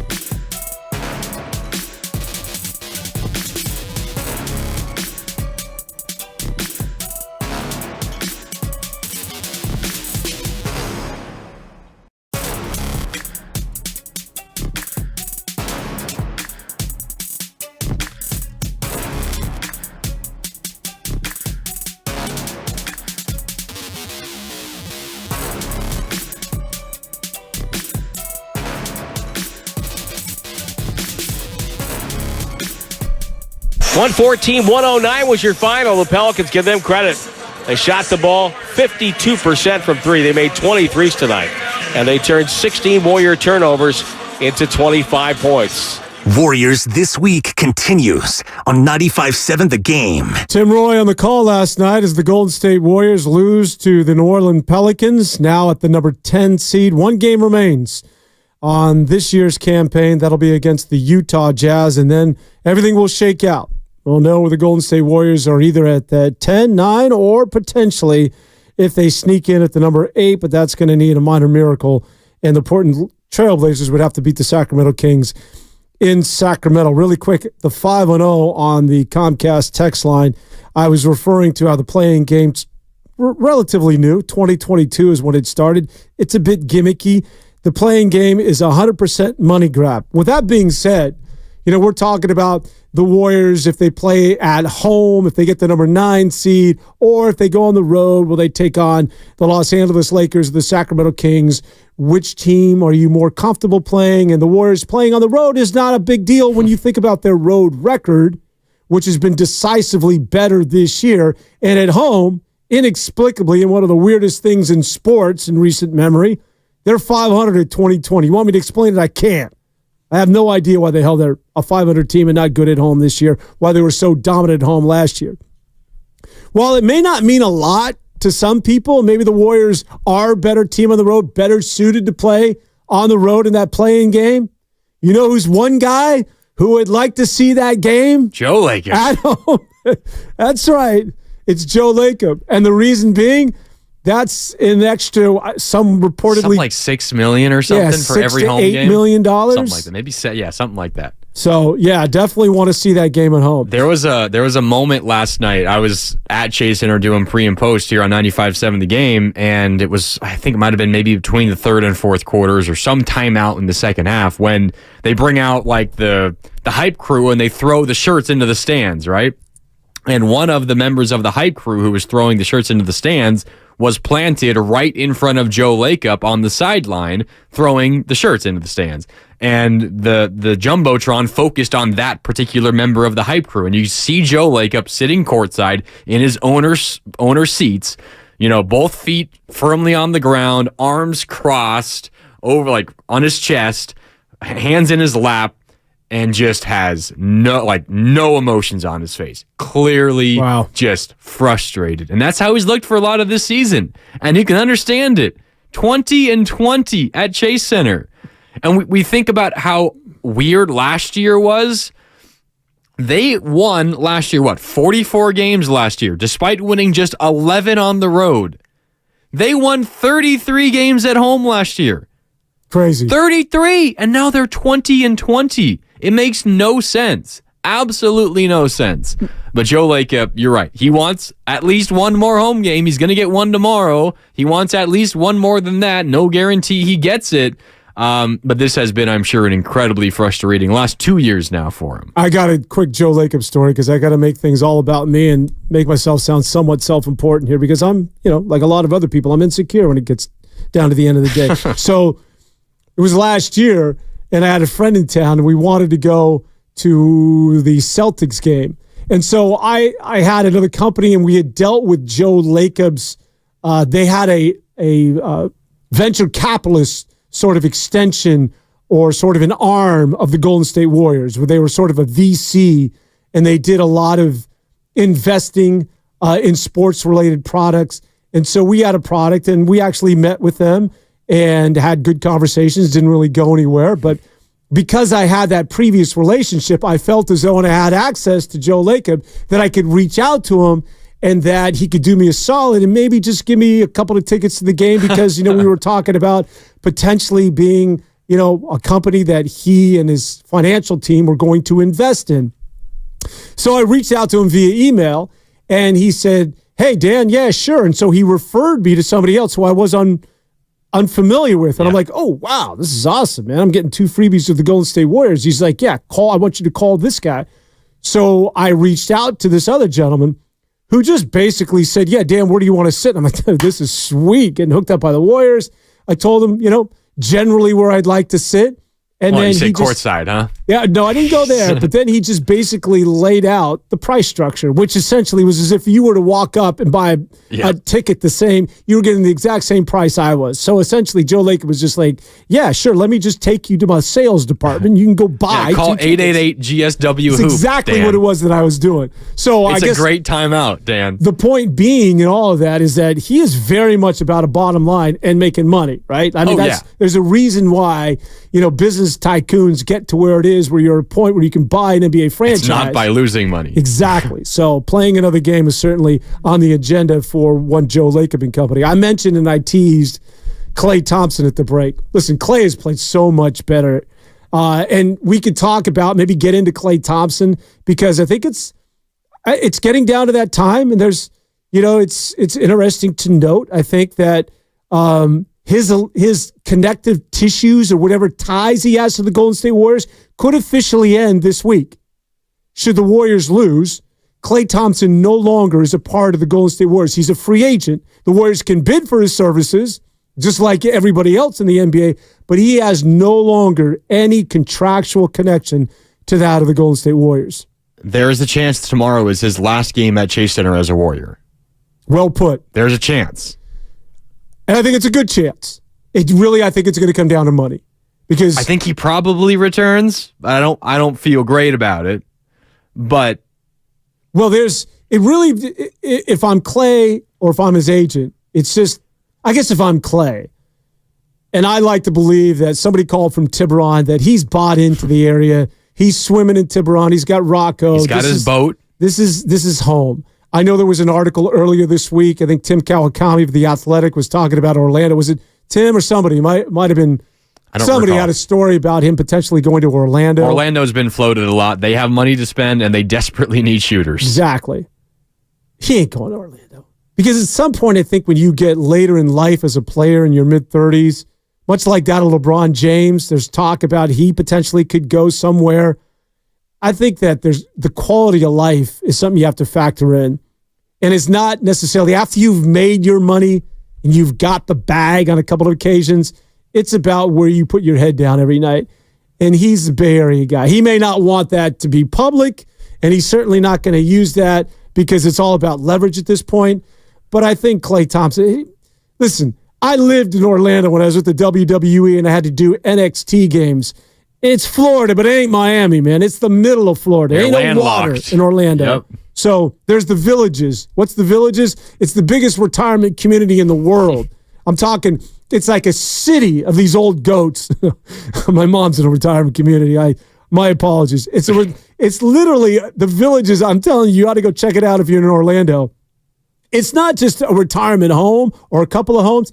It's a city with stop signs, grocery stores, golf courses, and all of these old people that all got their MAGA hats on, by the way, so you might want to stay away. But that aside, he ain't going to Orlando. He may get more money, but I think that really quality of life has to factor in at some point. Yeah, I think so. And while Orlando might be a good basketball fit, I'm with you. I mean, this is a guy with a boat. I'm not sure Orlando really fits in for him, but there will be a lot of teams who are maybe willing to offer Klay Thompson more money than the Warriors would want to. Oh, no, they will. There will if be. Somebody comes in. There's like probably 23 teams out there who would be willing to offer Klay Thompson a contract, considering how he's played like the last 3 months now. And he did this last year where he came on towards the end of the season. He can still be that guy. To me, he has really become a feast or famine basketball player. Like, if Steph has it going from the outside and is shooting threes, you just ride him. Like, he can carry you for a quarter or can carry you through stretches of a game. If he's not, that's why I liked him coming off the bench, then it's not a big deal. Just sit him down again. He's not a guy that can get on track by getting to the rim, or a guy that can score out of the post or is going to help you by rebounding or assisting the basketball. No, he's become this one-trick pony. I shoot it, and if I got it going, well, then I'm a good basketball player, but there are chances that I don't have it tonight, and that consistency has really been what sort of plagued him over the last couple of years. Yeah, it has been. And if you're Klay and you're considering your options this offseason, I don't know how you feel, Dan, but as I try to go inside the mind of Klay Thompson, it's always been relatively apparent to me that much like Kevin Durant, obviously these guys care about how much money they're making and making sure they're well off financially and well compensated, but these guys just want to play basketball. Yeah. They just want a ball. Clay and KD are cut from the same cloth in that regard. Just playing basketball is what's best for them. I think for Clay, when it comes to a contract and how much he's being paid, it's less about how much he's making and his finances and setting his family up, because he's already done that, and obviously he was already relatively well off because his dad was an NBA player as well. Like, it's not about that for Clay. I think he thinks of a contract more as pride. Yeah, pride. It's like it's a sign of status, not monetary, not financial status, but it's a sign of I'm a great basketball player still. And I think he desperately wants that. And maybe he's come off of that a little bit, because if you heard the way he talked on the Draymond Green show last week when that came out, and he talked about the 4 heart-to-hearts he's had with Steve Kerr and how he's realized to not tie his self-worth to how he's playing on the basketball court and all that, maybe it's not quite as strong of a feeling for Clay anymore in terms of wanting that contract and wanting that money to show himself and to show the rest of the world that I'm still one of the best players on the planet. But I still think there is some of that for Clay, where he might want the money as a sign of pride, as a sign of status in the league, as opposed to just saying like, yeah, I deserve this money, I need this money. It's more so, all right, pat myself on the back, I'm still really damn good at this game of basketball. Yeah, and more specifically as it relates to the Golden State Warriors, I think he looks at the core and he says, okay, if you gave Draymond Green $25 million last year for 4 years, you can't come in lower than that. At least you got to give me that. And so I think the Warriors offered him that over the offseason, if you were to believe reports. 2 for 48, so 24 a year, right around there, yeah. And so I'm curious as to whether the Warriors come down from that, because I think for him to play for the Warriors next year, it ain't going to be 43 mil per, which is what he's pulling down now, but it's going to be closer in the neighborhood of 20 in order for it to make sense for the Golden State Warriors. And then the ball is just simply going to be in his court. Do you want to play for close to $21 million a year when you can make potentially 30 in Orlando? So I think that that's something he's going to have to grapple with. And I also think when we talk about guys like Clay and KD who are just so... They're just hoopers. They just love to hoop. In the past, maybe it was an easier decision for Clay, and I know Clay got the bag, got the giant contract the last couple of times he was up, but if this is a dude who just loves to play basketball so much, there was no better place to do it than here. Like, the basketball decision was the easiest of it all. Like, this is basketball nirvana. Like it was for the last 8 years, or the last time he signed the contract, it was for the last number of years. Is this basketball nirvana anymore? No, not really. I don't know if that factors in at all. Clay obviously has emotional ties to everyone in this franchise as well. But if you're a hooper who loves to play a fun brand, a good brand of basketball and win games, I mean, the other half of this is, does Clay feel like this is the best place for his skill set anymore? Who knows? And it could be mutual. The Warriors may feel at his age and the direction they want to go that they need to get younger. I don't know where Dunleavy and company are at as it relates to Klay Thompson and the future of this basketball team, and they may not know until you get to that point, whether that's a month from now or a couple of weeks from now, in terms of what it is that you want to do with Klay Thompson, Andrew Wiggins. I think Draymond's coming back, and I think Steph is coming back. Those are a couple of guarantees, but Kevon Looney, is Jonathan Kuminga back up on the trade block? What are you doing with some of these youngsters if they become assets to bring back that much coveted basketball player that could be the number 2 as far as a consistent scorer to go along with Steph Curry? I do want to touch on Klay Thompson, because if you listen to the show from time to time, I'll talk about heat checks. I can't stand it. Uh-oh. I think heat checks are one of the worst things. However, I don't know how, for whatever reason, they've been accepted, or even teams and coaches are like, well, he's on a heat check, so he's earned that shot. And I think one of the biggest offenders is Klay Thompson.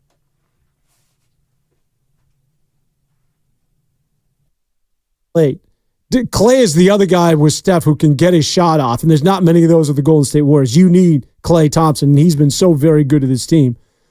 But this idea, just fundamentally, that I've hit my last couple of shots, Therefore, the next time I get it, I'm jacking this thing regardless of wherever the hell I am. I could be leaning sideways, and there's going to be 2 dudes in my grill. I'm letting it go because I'm in a zone. I get it, riding a guy. If a guy's got it going, go ahead and feed him. But you could still be judicious with that shot. You can still shoot it from long range, but you still have to have a good look at it, and your shoulders should still be square to the hoop. But he takes it, to different lengths. And understandably, because in the back of his head, he's still saying, I hit 37 and a quarter. I'm Klay Thompson. I'm Game 6 Klay. That's still the world he's living in. That's not reality. And as it relates to last night, I knew it. I could set my watch to it. Yeah. They got within 3. And a lot of it had to do with Klay Thompson hitting some key threes. I know he was going back and throwing some verbal darts at CJ, and they were chirping at each other. But I knew it. And he got the ball. They were down 3, and there's a little bit more than a minute to go. The game is hanging in the balance. And Klay Thompson got that early in the clock on the wing, had a guy in his face. It was not a good look, and he let it rip. Why? Because he's in a heat check. He's got a heat check. He's been hitting his last couple of shots, and what happened after that miss, which was way off? He clanked that thing. He bricked hard. It led to a leak out, a run out the other way. CJ McCollum got the bucket and harm. It was a 3-point play. Warriors down 6, game over. And I've seen this repeatedly, not relegated to Klay Thompson, but this idea that a coach is like, well, he earned that. It's a heat check. He's earned the opportunity to shoot it from anywhere on the floor. It should never be accepted by a head coach for an ill-advised basketball shot, for a guy who is leaning on one foot 35 feet from the hoop with 2 guys in his face. Never should that be part of what it is that you're trying to execute offensively. And so the idea of a heat check needs to be abolished. If I was a head coach and I ever heard that phrase, well, it's a heat check. He's been hitting the last couple of shots. He's earned the right to shoot that 1-footer from 50 feet. Hell no. A bad shot is a bad shot, and it cost the Warriors dearly last night. Down 3, Klay Thompson on the right wing from well beyond 25 feet, rushed his shot early in the shot clock that led to 3 the other way, and the Warriors were never able to recoup from that. Have you seen the movie The Big Short, Dan? Yeah. Yeah. So great movie. Great movie. So it's a movie about the Great Recession, the housing crisis of 2008. The housing crisis, and how there were a number of people on Wall Street who foresaw it coming, and they shorted certain stocks and made a ton of money off of it. But it's a really fun movie because they kind of break the third wall, and they explain things, because there's a lot of crazy financial and terms, and so they look straight at the camera and they explain things to you. And there's a moment in that movie where they're at, I don't know if it's a roulette table, they're playing some kind of cards or wagering game in a casino, and they're explaining the hot hand fallacy.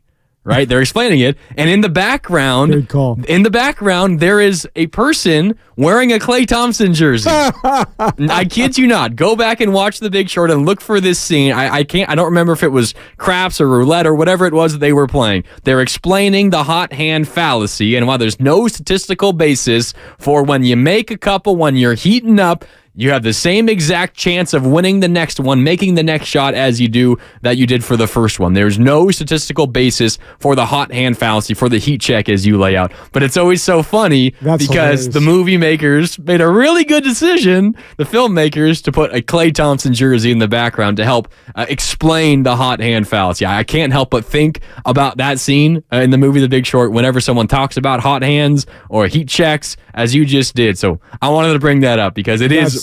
When I saw it for the first time, I laughed out loud because I know Klay believes in the heat check. He believes in the hot hand, but you're right. It did not pay off for him. It was really costly. I felt last night. It really was. It was a bad decision. And even Steve Kerr, the shot of Steve Kerr's like, no, we didn't just do that. I think you saw Chris Paul upset as well on the floor. 888-957-9570. Let's get back out to the phone lines. Los Altos. Oh, George, what do you got? Let's go to George. How are you, buddy?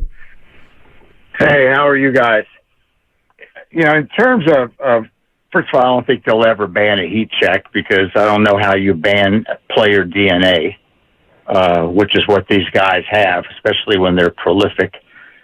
You just hope they get smarter in situations like that. And I think Clay is capable of that. I really do. Whoever thought that he'd be willing to accept coming off the bench, he's now embraced it.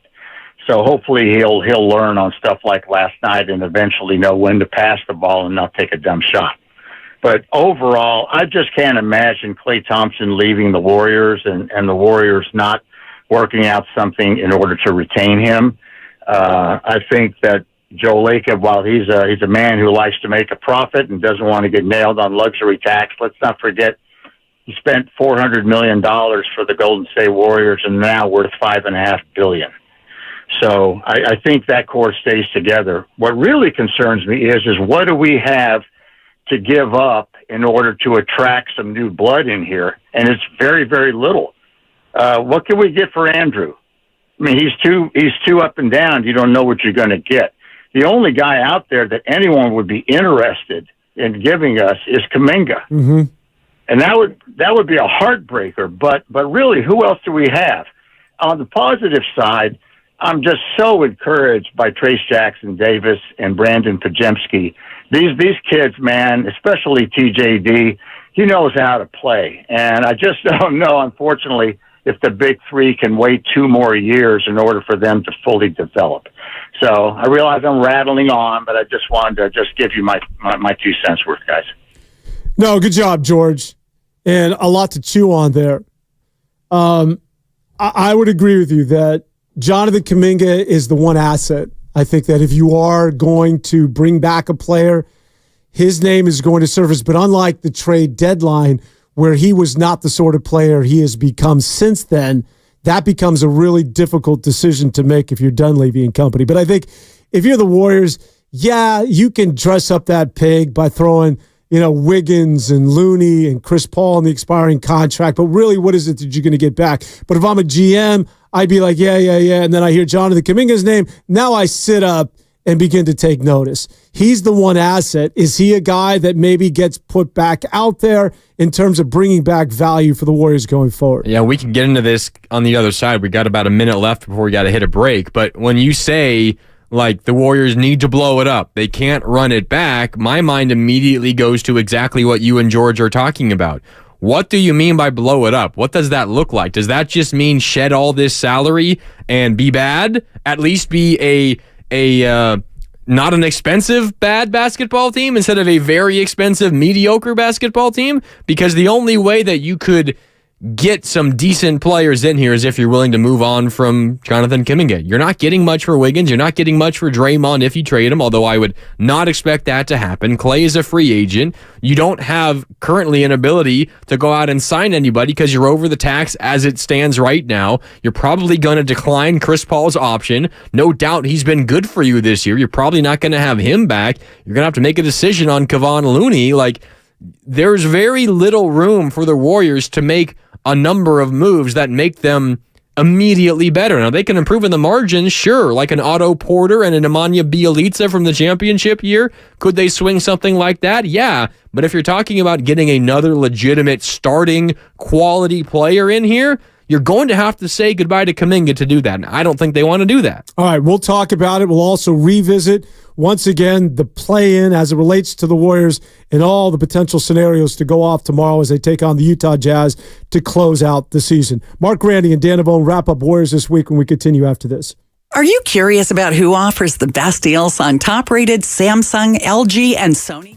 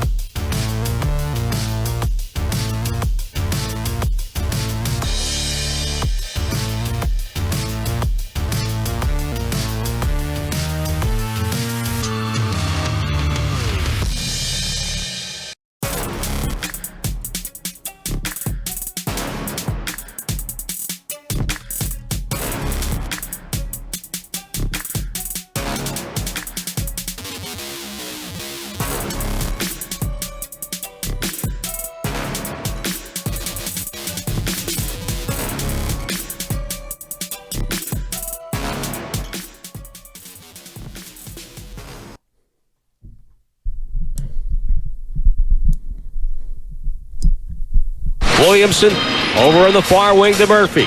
Guarded by Thompson. Here comes Jones with a screen. Paul guarding Murphy. Murphy with 5 to shoot. Dribbles into a 30-footer and hit it! Wow! It stings a lot. Now back to Warriors This Week on 95.7 The Game. Tim Roy on the call last night describing Trey Murphy and one of his many threes as the New Orleans Pelicans collectively as a team hit 20 threes, 24 points for Trey Murphy. They hit 8 consecutive threes in that pivotal second quarter, including going 10 of 13 from behind the stripe, and that really spelled the end of the Golden State Warriors as they conclude their season tomorrow against the Utah Jazz.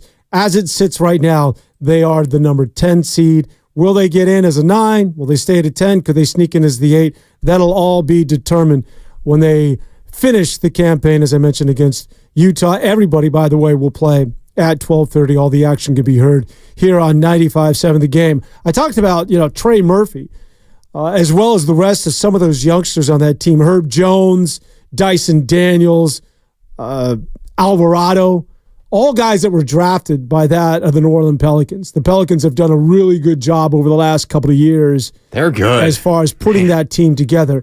And the reason why I wanted to start there is because to get back of our conversation going back about an hour ago, we talked about, dynasties just simply don't end well. And you're hard-pressed to find a quote-unquote dynasty team that was able to keep it going and change personnel and still be a top-tier team or a team that's winning titles in respective of whatever sport.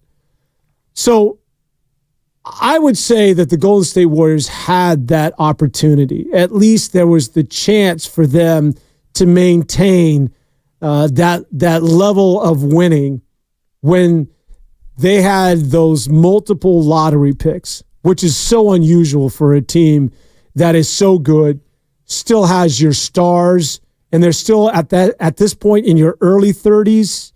And the Warriors, for lack of a better term, blew it. Their chance to go out, because I was also reading on the Comcast text line that more than one person wants to see Alperen Şengün via trade come to the Golden State Warriors.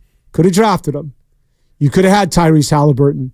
You could have had, was it Trey Murphy that was available? Could have had Trey Murphy. You could have had Trey Murphy. So a lot of the players that the New Orleans Pelicans were able to get via the draft, and that to go along with Steph Curry and younger players that are coming up with experience and the balance with your veterans, now you've got something you can sink your teeth into as far as the future.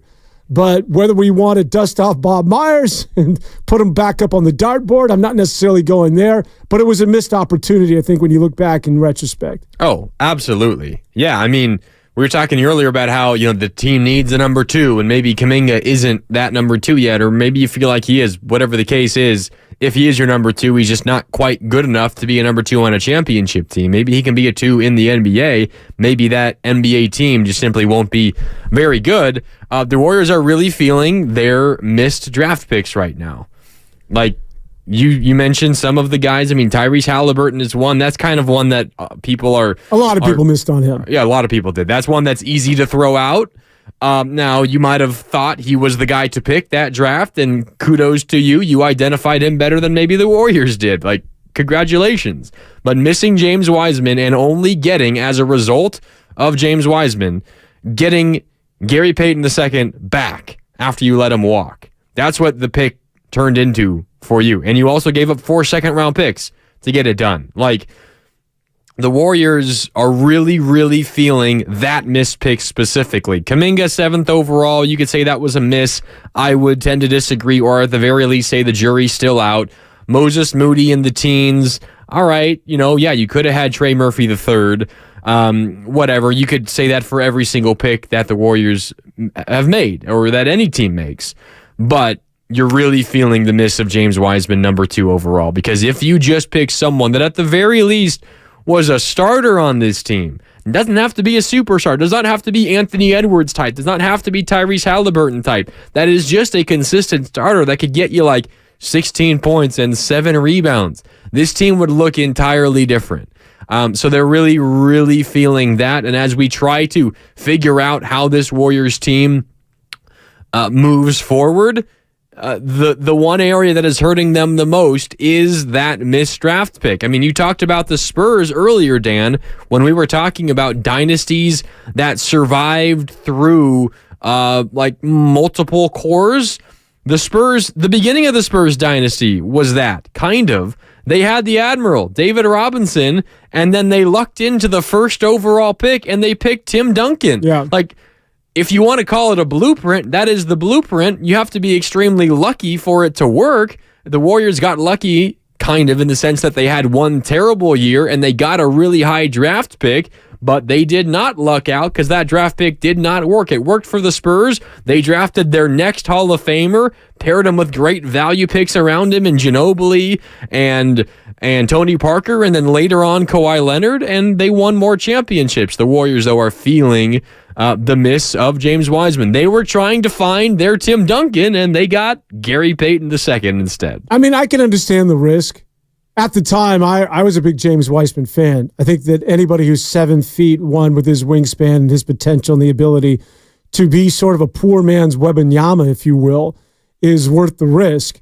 I know a lot of people redrafting would go LaMelo Ball, who went right after James Wiseman in 2020. I'm not a LaMelo Ball guy. I know he's a star, although he's often hurt, much like that of his brother. I'd much rather have his brother Lonzo Ball. Lonzo Ball, to me, is more of a Warrior fit. Lonzo hasn't played like 2.5 years. Exactly. Well, both of them are, they're both dealing with injuries. But I'm just saying, in the perfect world, if they're healthy, LaMelo Ball, to me, just never was sort of a Golden State Warrior. That guy had no interest in defense. He is, he's exciting to watch, but listen, that's a conversation for another time.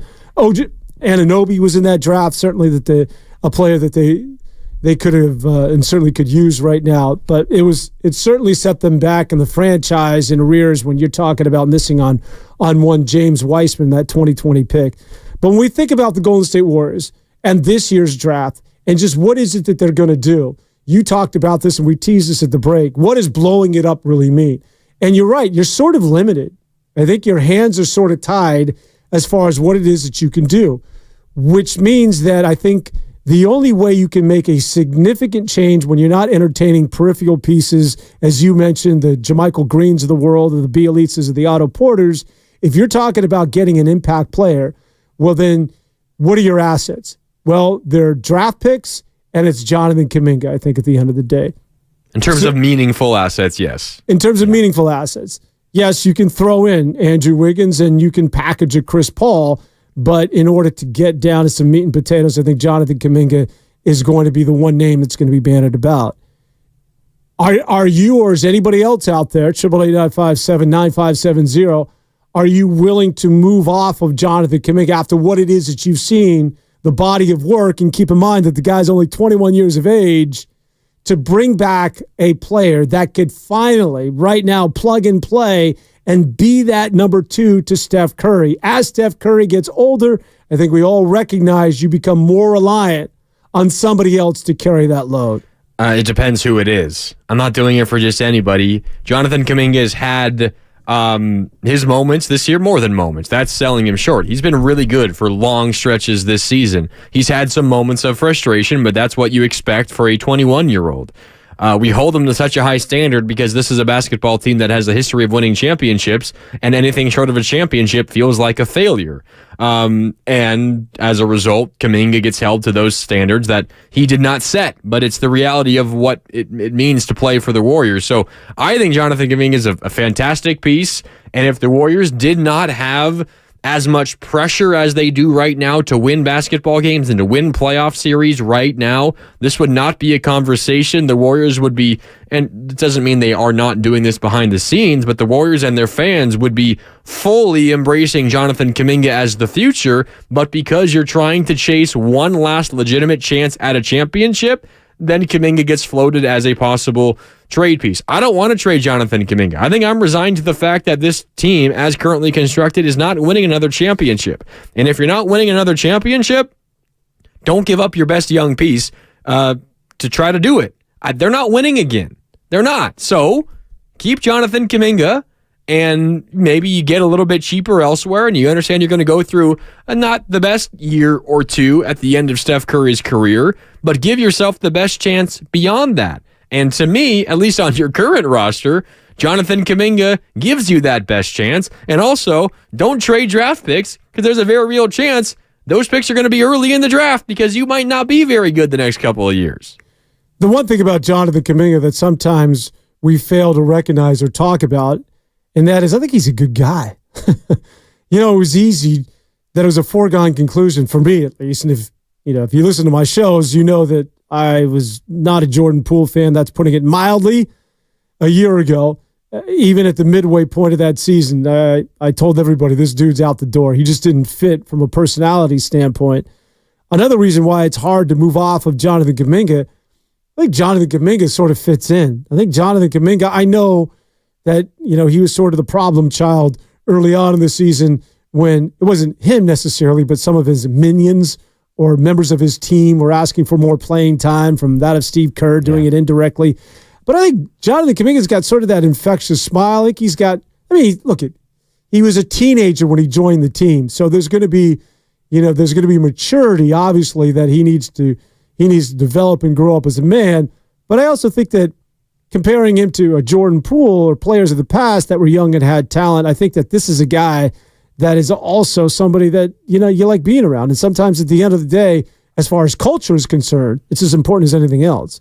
Yeah, I'm with you. And I think also when we have this conversation about blowing it up this offseason, there's a lot of people out there, and I've seen some of the confusion both on our YouTube chat, youtube.com/957thegame, and on the Xfinity mobile text line, 888-957-9570. You brought up Alperen Şengün. I've seen a couple of others mentioned as well. Lauri Markkanen on the Utah Jazz mentioned as potential targets the Warriors should go after. Alex Caruso.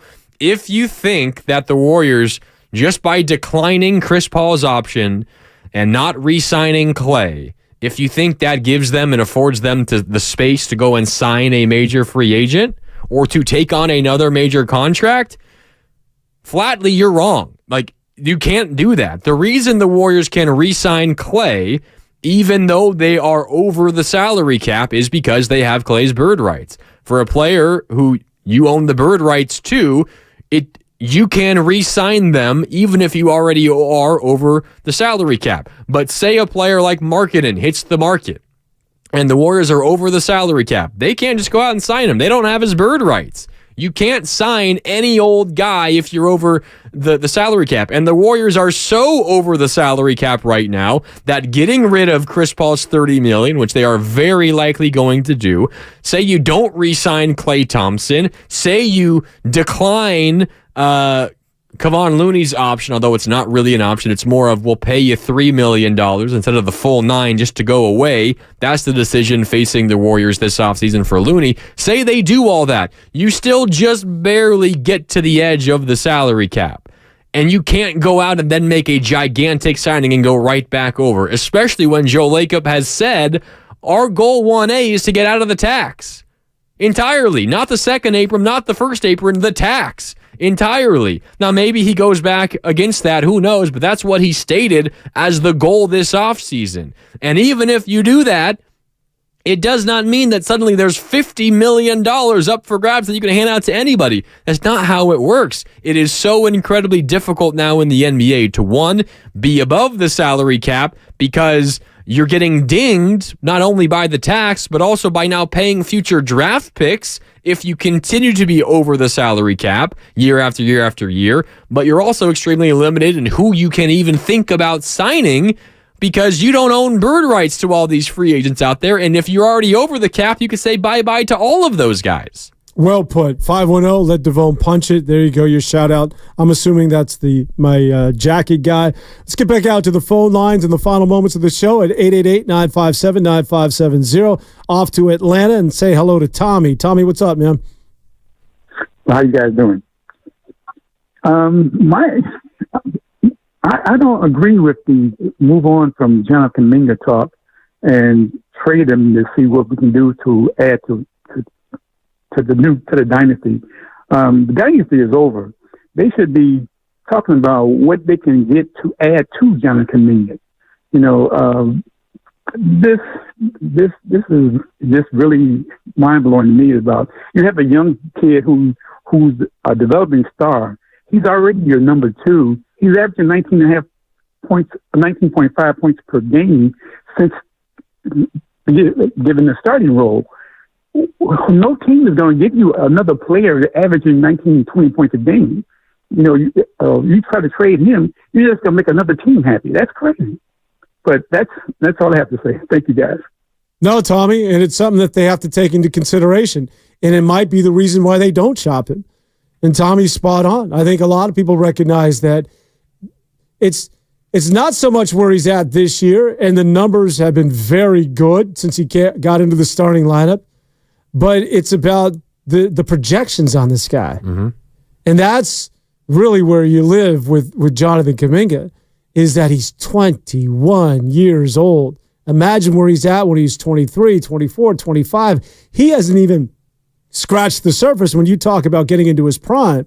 So all that will be taken into consideration. I guess the reason why we mention him is if we're talking about, and here comes that line again, timelines and matching windows and timelines without a Steph Curry, and you don't have the big assets aside from Jonathan Kuminga, well, then how then do you lure that significant, impactful basketball player to the Warriors? Yeah, it's the $1 million question for the Warriors this offseason. And I also want to clear up something else. This question also came in on the Xfinity mobile text line from the 209 about 20 minutes ago now, asking about Stephen Curry and other Warriors players to restructure their contracts like you do in the NFL.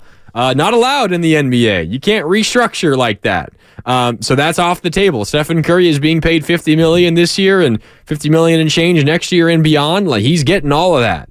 You're not restructuring that deal. You are locked in to that amount of money for the Warriors and Stephen Curry. Bottom line. So you can't go back on that. Like, you see the Niners get super creative with the way that they're paying out their contracts and giving bonuses early to lower the salary cap hit this year. You can't do that in the NBA. See, Grant, I'm glad you're here. He handles all the financial questions that are beyond my scope. We'll try and knock out. I see the phone lines lighting up here. Maybe we can take a couple of calls before we get out of here. 888-957-9570. The Golden State Warriors wrap things up against Utah. We're talking about what are you going to do over the offseason. Where do you think the Golden State Warriors will end up when it's all said and done with, as far as the play-in is concerned, as far as the playoffs are concerned? Can you see them getting to the playoffs this year? It's going to be a difficult road to hoe because you got to win 2 games, maybe both on the road, and then take on the number 1 seed out of the Western Conference. Oh, there he is. Phil Mo, where you been? The show's almost over. Let's get out to San Francisco. Phil Mo Mike joins us. What's up, Phil Mo? Oh, man. Thank you, Dan. You feel me? Dan, I didn't know you was hella old, but you look good as hell for your age, bro, on some real talk. Anyway, I'm disappointed in the loss last night. But I just want to say to all my Warrior fans, man, don't give up hope.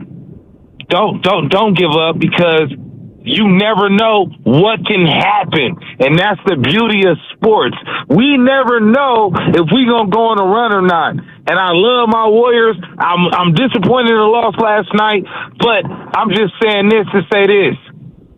We got to love ourselves, baby. We have to love ourselves, man. And I swear to God, I'm sorry for calling in so late. I didn't realize y'all only go to 12 now. I hate that. Y'all need to go back to 1. I hear you, Philmo. Talk to management, man. I would talk to you all day. Thanks, Philmo. How about that? Getting a little philosophical. Love yourself as well as the Golden State Warriors. That sounds like information that might be best suited for one Draymond Green. Yeah, maybe. Also, something Klay Thompson said post-game last night, kind of interesting. He was asked how the locker room feels right now after the loss to the Pelicans. Here's what Klay said. All we can ask for is a chance, and we got that. And I personally feel great playing a game team high at 38 minutes, so I feel wonderful. I feel wonderful, says Klay. That's good, but he ain't going to see the floor tomorrow, I don't think. 38 minutes for Klay last night. Yeah, 38 minutes, and I think Klay sits. I think Steph sits. I think Draymond sits. And I don't know if GP2 will be back, and I have no idea where what the status is when it comes to one Jonathan Kuminga, but I think everybody sits because I think rest at this point, and Steve Kerr tipped his hand. I think Steve Kerr let all of us know that rest is more important than having the home court advantage against either Sacramento or the Los Angeles Lakers. Yeah, here was Steve last night. Could you be resting some guys on Sunday? Oh, hell yeah. Hell yeah. He would go on to explain why, but that's the bottom line. So we got a couple minutes left, Dan. Why don't you call your shot? What seed do the Warriors finish in? Oh, you know I'm doing stuff like 8, 9, or 10, and who they playing? Who they playing in the first game of the play-in? I think that it's going to be the Lakers and the Golden State Warriors, and that game's going to be played in Los Angeles. No, well, the Lakers would have to lose in order for them to take on the Lakers. The Lakers would have to lose, right? In order for them to play the Lakers would have to lose. And so then they would have the Warriors would have the home court advantage. Unless the Warriors lose to Utah. Well, I'm assuming they're going to beat Utah, and I think the Warriors will play the Lakers. So Warriors 9, Lakers 10 is what you're predicting. Exactly. Okay. And I think the Warriors beat the Lakers in that first game, but I think that the Warriors at New Orleans is probably where that second round is going to be in the play-in. I think because well, it could be. It could be New Orleans. My head spin. It could be the Pelicans in Sacramento in the 7-8, but maybe not. It could be Phoenix. It could be Phoenix and Sacramento in the 7-8 as well. I'll go Warriors Kings is what I'm predicting. Where? In Sacramento. I think Lakers, Kings, Warriors all win tomorrow. I think the Lakers are going to win in New Orleans. I think the Warriors are going to win against Utah, and the Kings are going to win against the Trailblazers, which means as it's set up right now, it'll stay that way. Lakers 8, Kings 9, Warriors 10. I'm picking Kings, Warriors in Sacramento in the 9-10 game. You know what this reminds me of? I remember talking to Gary Payton, not GP2, but the real Gary Payton. The OG. The OG. And I talked to Gary Payton, and it was a playoff series, and I remember going through all these scenarios, and he's, man, just play damn basketball. Just play basketball. It's all I want to do is play basketball. And that's kind of applicable here. You know what? That's my answer. Just play basketball. At the end of the day, you can only control what's in front of you. You just got to go hoop. Like, all those scenarios mean nothing if you're not good against Utah. If you I just did all this research, Dan. You gonna fire me? Oh, no, come on. You were solid today because that was I was not looking forward to going through all those permutations of potentially what could happen. I stayed up all night writing this all down. Yeah, right. By the way, you got the show tomorrow? Yes, so game tips off at 12:30. Pre-game is at 11:30. I'll be live from Ballast Point on 16th Street, just west of Chase Center. So if you're headed to the game, you're in the area, stop by Ballast Point. Live at 11:30, but get there earlier. I'll be there maybe 45 minutes before the show. So 10:45, stop by, say what's up, grab yourself something to eat before heading to Chase. Pre-game coverage, 11:30. Game tips off at 12:30 tomorrow. It's the Warriors and the Utah Jazz to conclude the season, and then we will know how all of this shakes out as the Golden State Warriors season, as well as the entire campaign, will come to an official end. We'll talk about it next week for another edition of Warriors This Week from a man, Mark Grandy. You can hear him tomorrow with the pregame show. This is Dan Avone saying enjoy the rest of the weekend. So long, everybody. So, how's your research going? Surprising. After I figured out the top-rated TVs in our price range, I went shopping for deals. And who's the best? It wasn't the internet, and